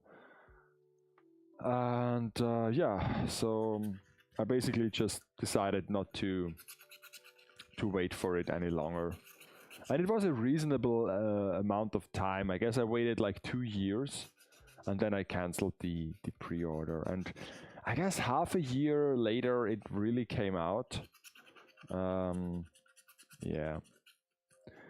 But I'm not big on statues. I had a friend of mine who collected all the like Berserk statues and had some really cool centerpieces in his collection, like this one. What is the mech called from Metal Gear Solid? Is it the Metal Gear Solid? I don't know. There is like this Walker mech thing from Metal Gear Solid, and there is this statue that is like that big, like it's a real like it's almost as big as a dog. So yeah.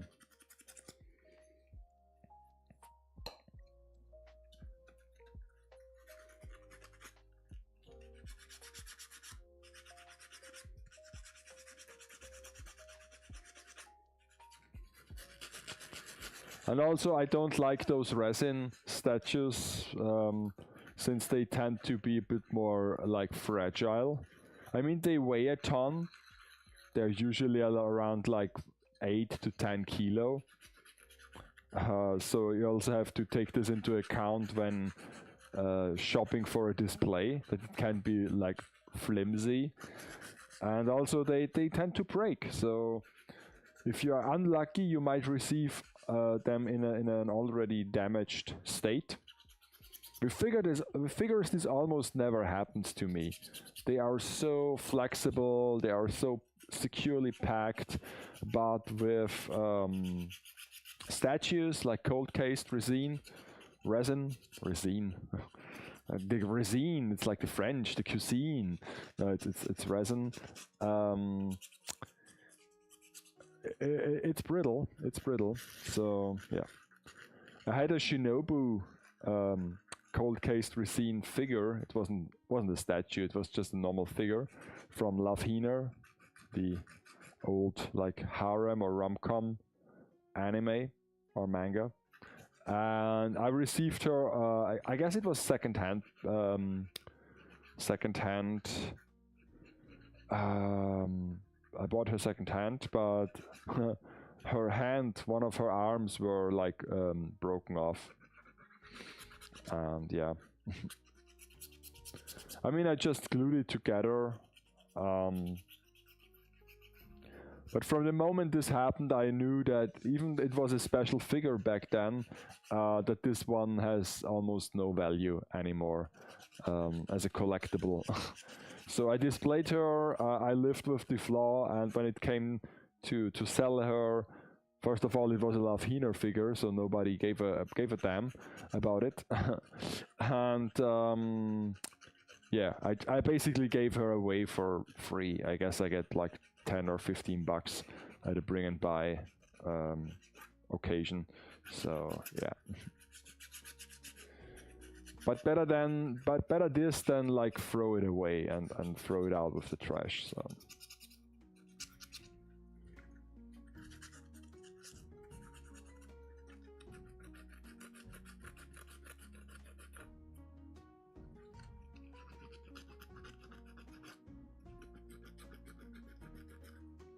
So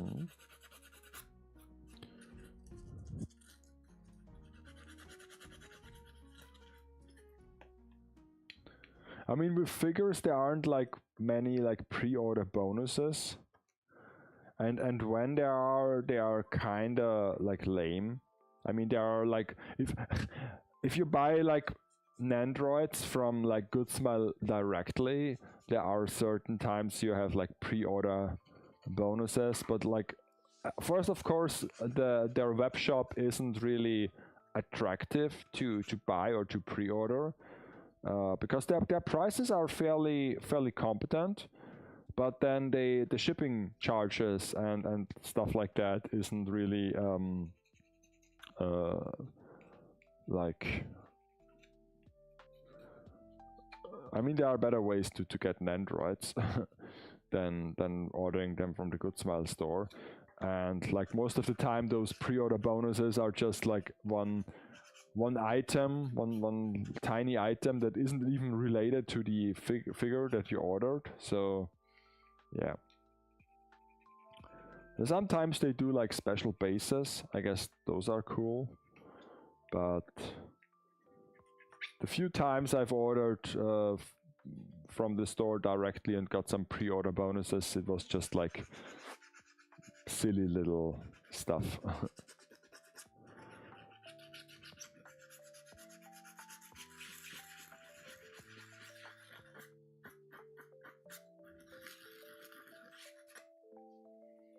And with most figures, you have to be like lucky to even get them in a normal edition. So you can't really count on any special editions with like some extra parts or some additional material.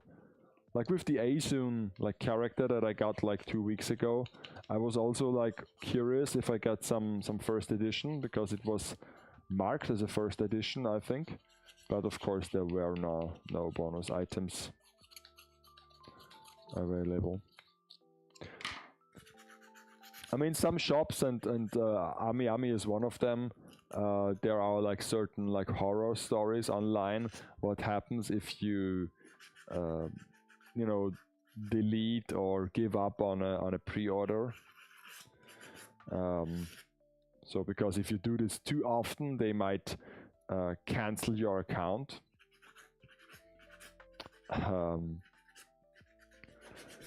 So I don't know if this is like true, but I guess if you are like ordering a ton and then like don't buy it, they might do it.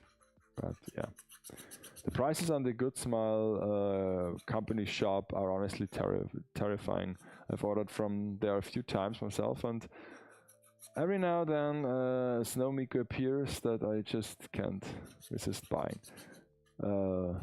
You mean terrifying in like a bad way? So like it's too expensive? Because I was like, the thing about the Good Smile store, I mean there are like several Good Smile stores. There are like, I guess there is the like Japanese one, the like first one, the official one. Then there was a US side, the second one, because like it's the biggest market. And a couple years ago they launched a Europe store.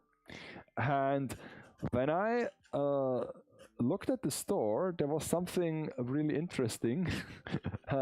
At least back then when I ordered something, it was the case. Their prices seemed so low and so cheap. And then I started looking into this, and they quoted the price without taxes on the side. And that's interesting because around here nobody does this.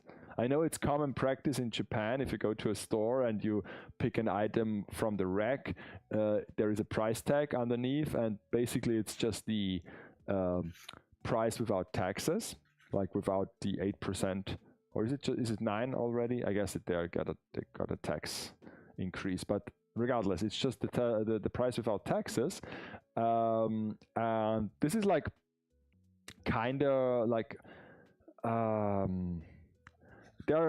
it's the same in the US, and the thinking behind it is that you are more tax savvy, because if you buy something here in a store, you just go to the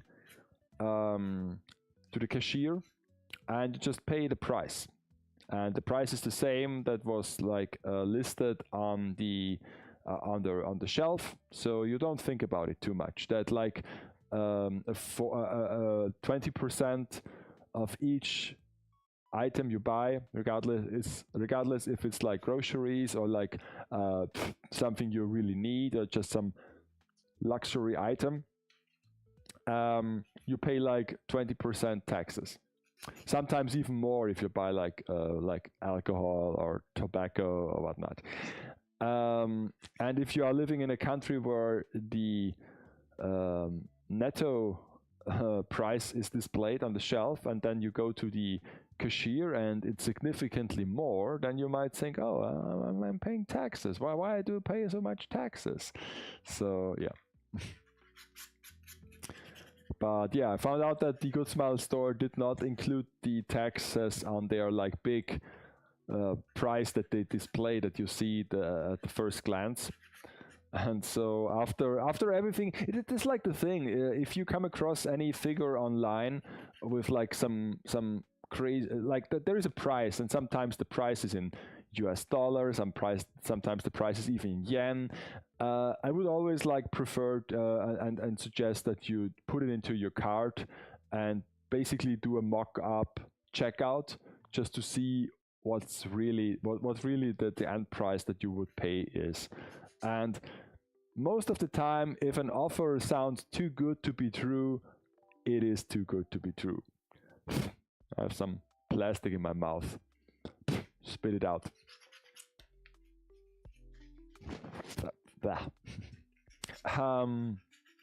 Yeah, so it's because basically nobody is like giving you a figure for really cheap.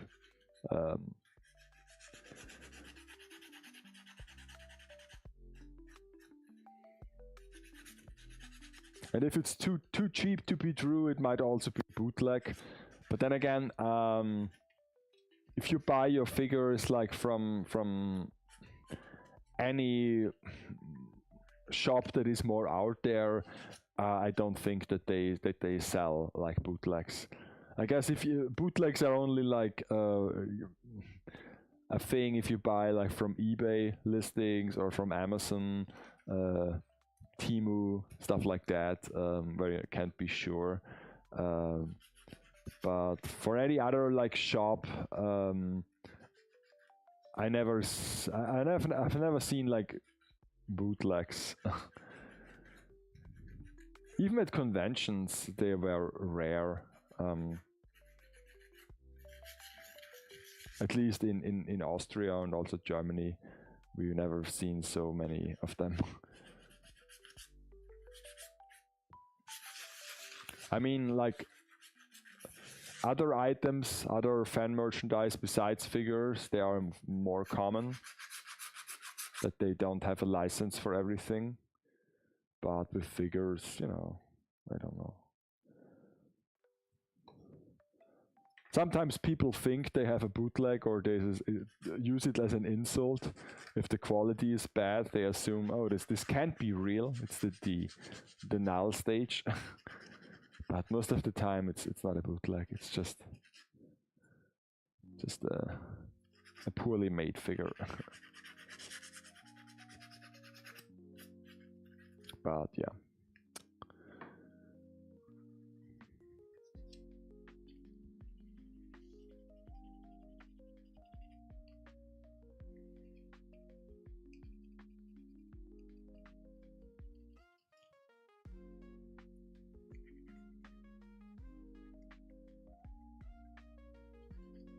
I'm also not really, I don't have any insight in the product cycle of model kits. I mean, Oki told me a few tidbits already.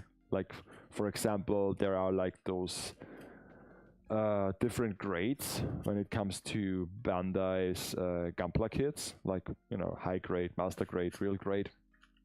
And I guess master grade is the preferred kit that everybody wants to have. I always find it kind of funny that it's like high grade, and then of course then this master grade is better. It's kind of like the Starbucks naming convention, where there is no like small cup or normal cup. It starts with big and then goes like bigger and more bigger and better, and yeah. But nevertheless, then there are like master grade kits, and they don't come up so often. It's like once every like blue moon. One would assume that it's just like a different quality or like different size of kit, but apparently they don't come out that often. I mean, even like those like Ultimate Collector series things from Lego that they started off with some, you know, once in a time or once every year. They are now coming out like a couple of them each year, but yeah. A perfect grade, okay, huge and expensive. So I assume they are also like not only like a few come out each year, or even like once, because apparently they are hard to like produce and hard to like come up with. It's not easy. You have to like figure out how to build such a huge interconnecting posable action figure that is also sold in tiny pieces and can be put together by a customer, by a normal person.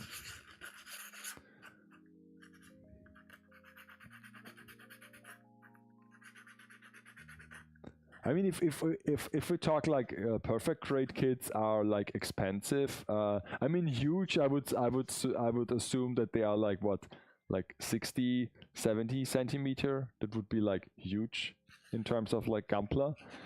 I would consider this huge. But what is like expensive? What are we talking about? Is it like?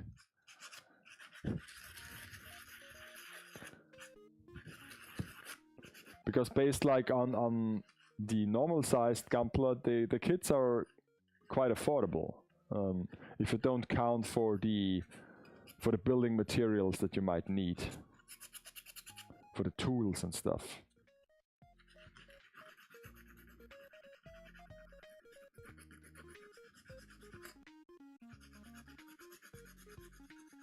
So far, only about 8 perfect grade kits have been released. Oh, oh my God, that's really cool. You can really like buy them all, or at least want to buy them all, or collect them, because that's like a fair amount of kits. I would consider this collecting, because let's be honest, like for example, Nandroids. There are like 8 Nandroids released each week or each month. That's not collecting anymore. That's just hoarding. Let's be real. But like 8 perfect grades in like 25 years. That's cool. I like this method. But there are still like special occasions. Because I assume they are not like running out of like mechas in the universe that they can use. So it's just a constraint of like craftsmanship, and like they want to curb the availability of those. So,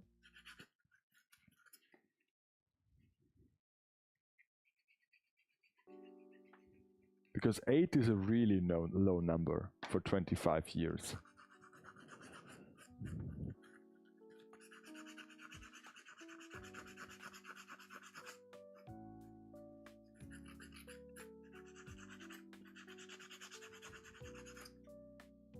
But then I assume those like perfect grade kits are made out of metal, like die cast, or is it just like plastic? Because I know like that the master grade have like an inner like body, and you put on the armor, so it's a bit more like complex to build. Even though I don't know if it's like if it matters, because I guess you can't really transform them. I guess it's like the interior of a Lego house that you just experience while you build it, and then you might never see it again, or not that well. My husband has 3 and wants to build a whole army someday, but each one is expensive. The first kits cost around 20,000 back then, and now the prices are vary, but are generally pretty expensive. So okay, so like, but 20,000 yen, like, I mean, back in 2000 I don't know the like buying power and the conversion rate, but nowadays 20,000 yen is basically nothing. It's just like 120 bucks. If we compare it like to scale figures, I would have like guessed more, but then again, if they have only produced like 8 in 25 years, I assume the older ones are not. Do they still like make them? Like, you can still order them, or is it like just they put it out once, and if you missed it, then it's now like you have to buy it from a scalper or from a third party, and it's now like crazy expensive? Because that would happen with other things. If you want like a Lego modular building, one of the old ones, even though they are not particularly great,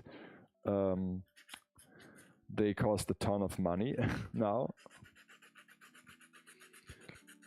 They're made of plastic, and if I remember correctly, one can even transform. Oh, transforming is always cool. Scale figures used to cost around 6,000 yen back then. Yeah, that's real. That's correct. Every month have some reruns of kits. Okay. So that's also fair, I think, if they rerun the kits to like keep the collectible market and the like scalper market a bit down.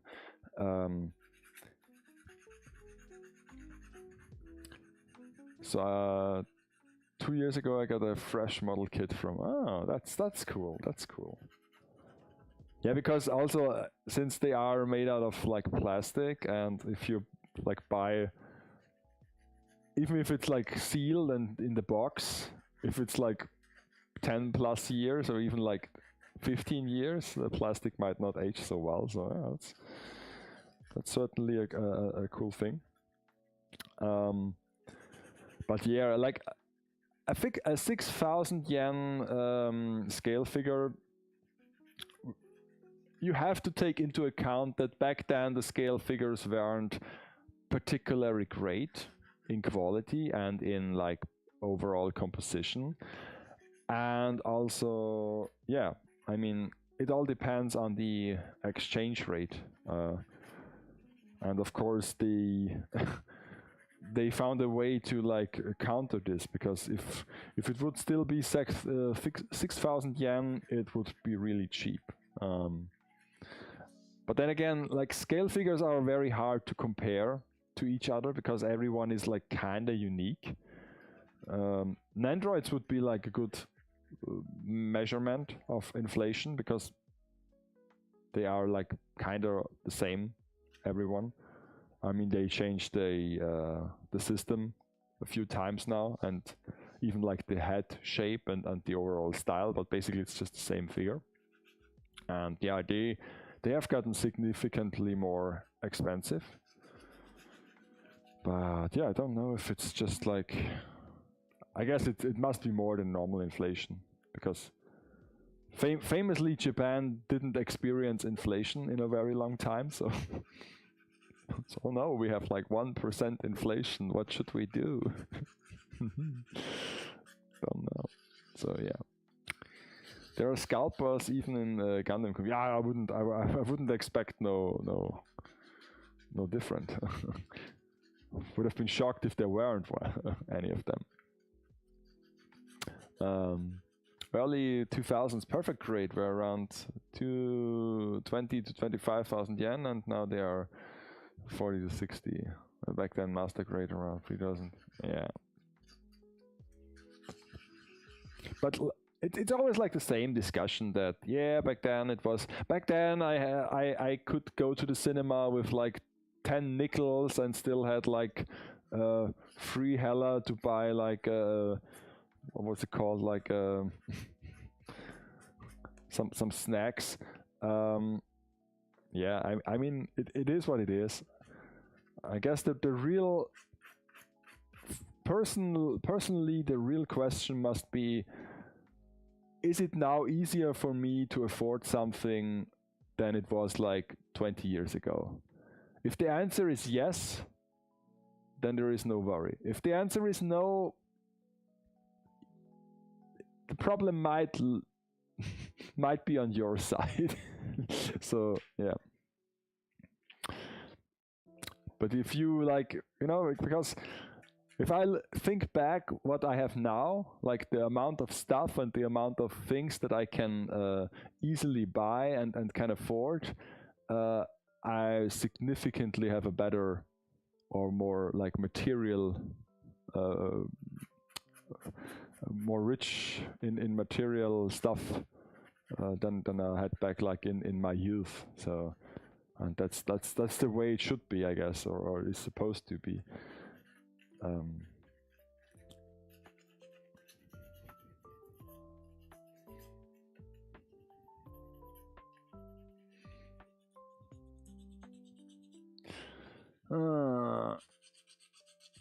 Suitcase-sized reinforced carton with. Okay, yeah. Yeah, I've saw those like boxes, and I've always wondered what it is. Like people are like carrying around those like huge boxes, and they like display them and show them off.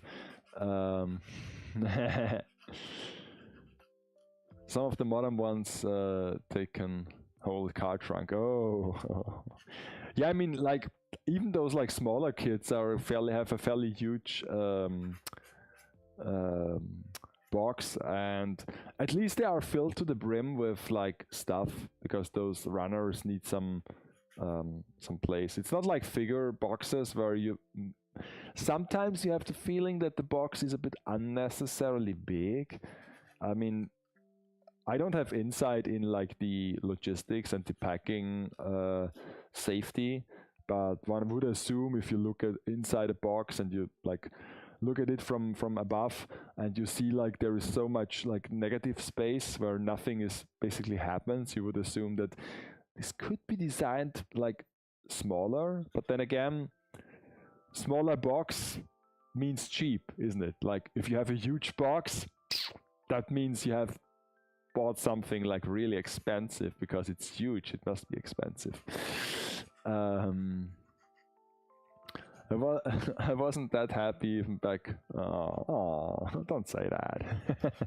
Oh.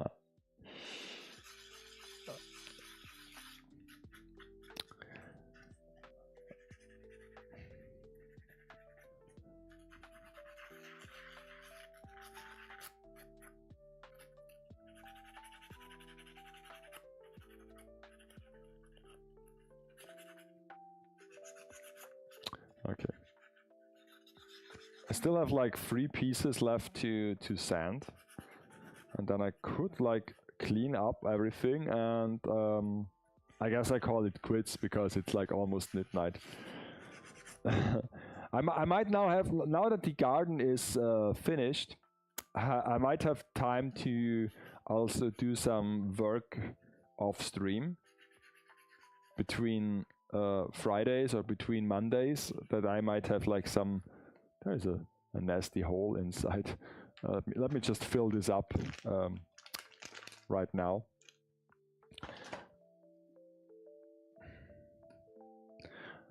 So that we can see some progress finally. I mean, that's like if you're spreading yourself so thin and work on multiple things at once, and only like do this like one thing at one time, one day of the week, there is so little progress. It's annoying. Yeah, but yeah.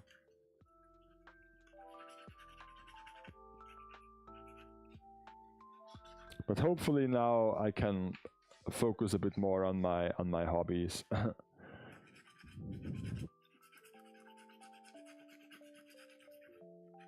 That reminds me, I have to, like, if I end the stream now, I have to go to the into the garden and activate all those solar lights, those LED solar lights that I've arranged. They are now fully charged, and I can activate them.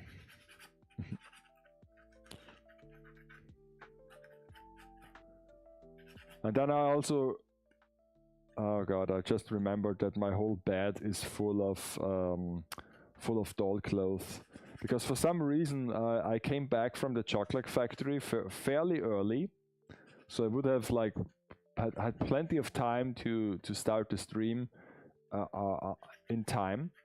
But for some reason I decided to install a little hanger, cloth hanger system for my dolls. So, and now the cupboard where all the doll clothes are, like, I throw them just in there, and it's so unorganized. I was very unhappy with it, so I changed it, or I want to change it. And now I put it all out and spread it over the bed, so I can't go to sleep. Maybe I have to sleep on the couch then. Because my bed is full of doll clothes. I will share some pictures when the system is finished. I want to bring some organization into this mess of fabric, of miniature cloth. I guess at this point I have more like doll-sized clothes than I have like real clothes for me, myself.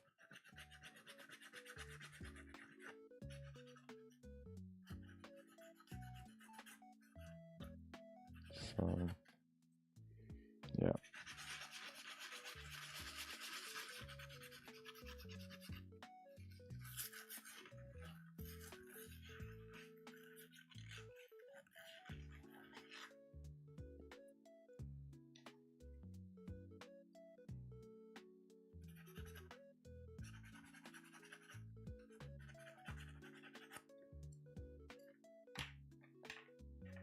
But yeah, this is this looks good.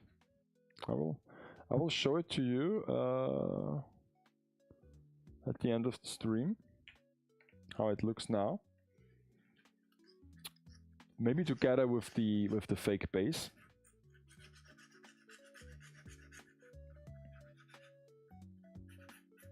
I guess with the like windows in place, and when it finally is illuminated, might look nice.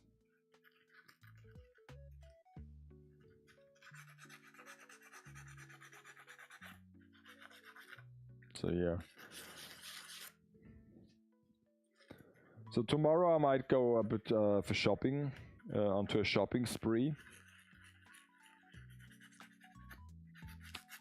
I basically have to buy a full set of like kitchen appliances, like dishes and what is it called, like cutlery, like forks and spoons and knives, maybe some like cutting boards and glasses and whatnot, because we installed an outdoor kitchen, and I want to have like all the things to host out there stored, so that I don't have to like go inside the house and grab all the plates and glasses and like pans and pots and what all is stored in the kitchen.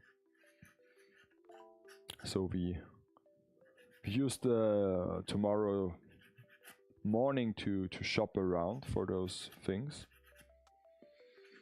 Of course, I don't want the finest china dishes for the garden, so I might settle for some cheap discount things. But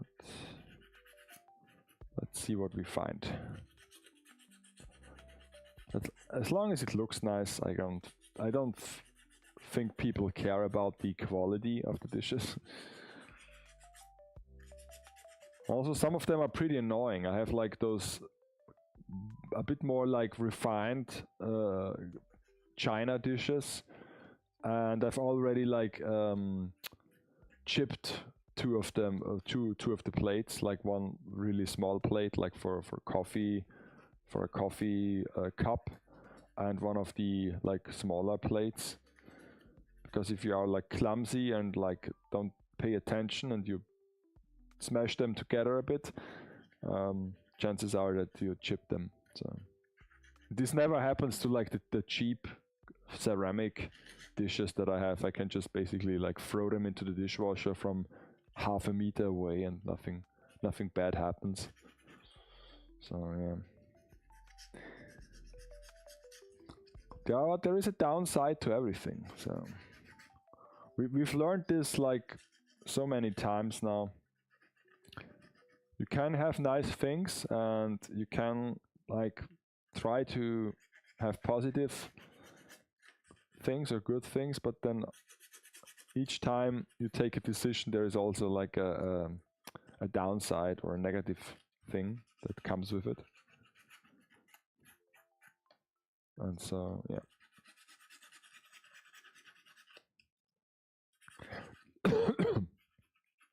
There is no such thing as a perfect decision.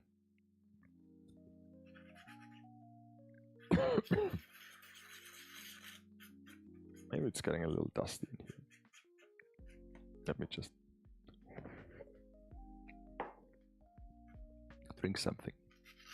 Wash it all down. I'm almost finished.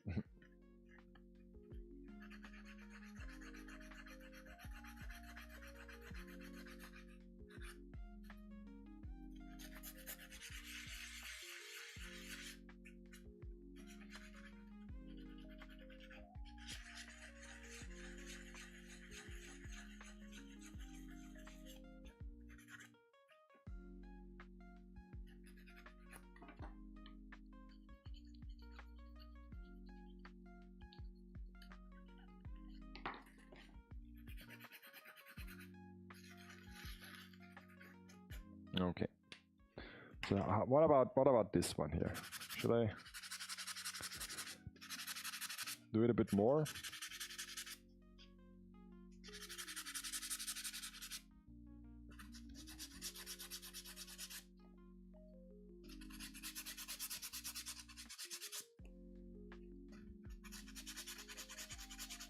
It gets even better.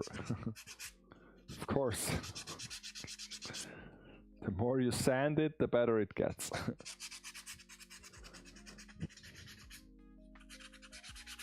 The only question is, do you want to invest that amount of time into it? Or do you just say, I don't care, leave it as it is?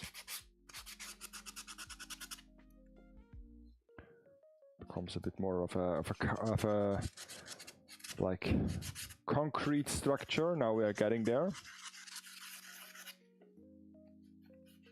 Before we add the final layer of paint, but I guess I will just use some very thin acrylic paste so that I can keep this structure alive, and basically just wash it with color. That might be the way to go.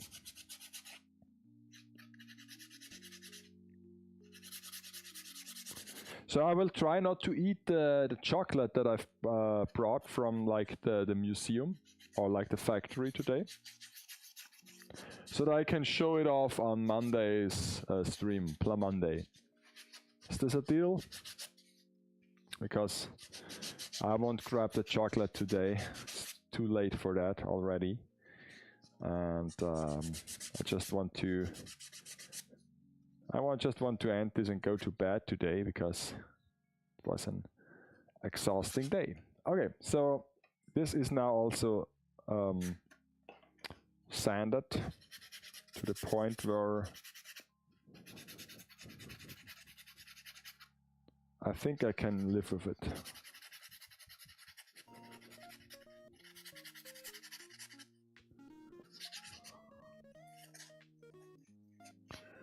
I also worked a bit on the Lancer armor off stream. Like I started to paint the main armor parts, and I even almost finished one of them, like with like highlights and some like weathering rub, like dry colors. The backside I have to include a few more details, and not gonna lie, it looks kind of sick. I mean, at least from my limited, you know, with limited experience. Oh my god, this like gets really hard here. Okay, so let me put this onto the structure so that you can appreciate it. I can't press. I don't know why I press it, because it doesn't really matter if I press it. I can use a little bit of clay to keep it in place, or not. I don't know.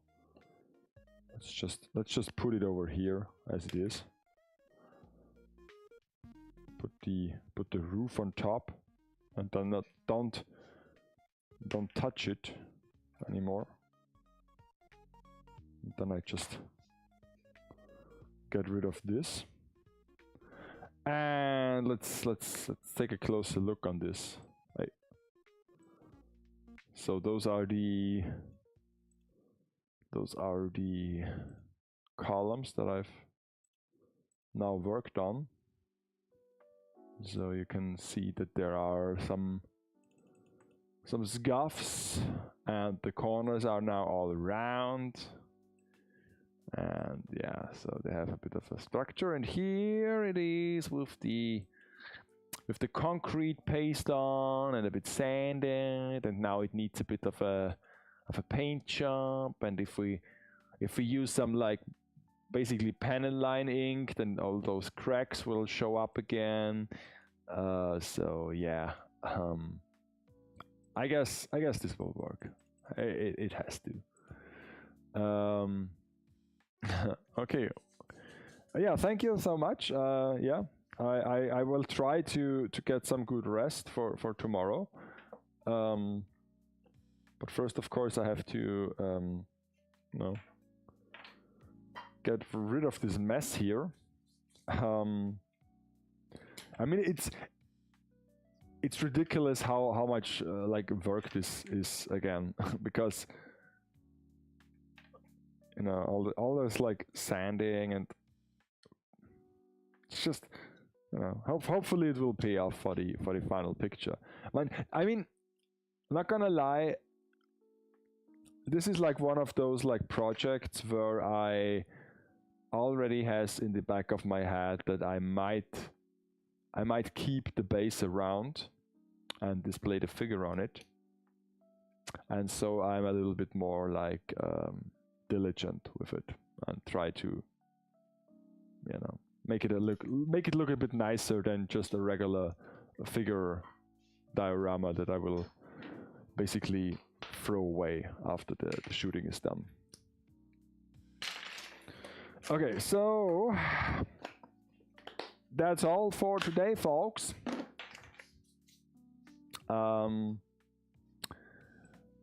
Thank you so much for sticking around, and catch you all on Monday for Plum Monday when I work on the Lancer. Like I said, the armor is turning out pretty good. I got a grip of this, and I've knew that like painting the armor is just like a fun learning project to get some, you know, some to get the learning curve up, because you don't have to be like very precise, but it still looks good.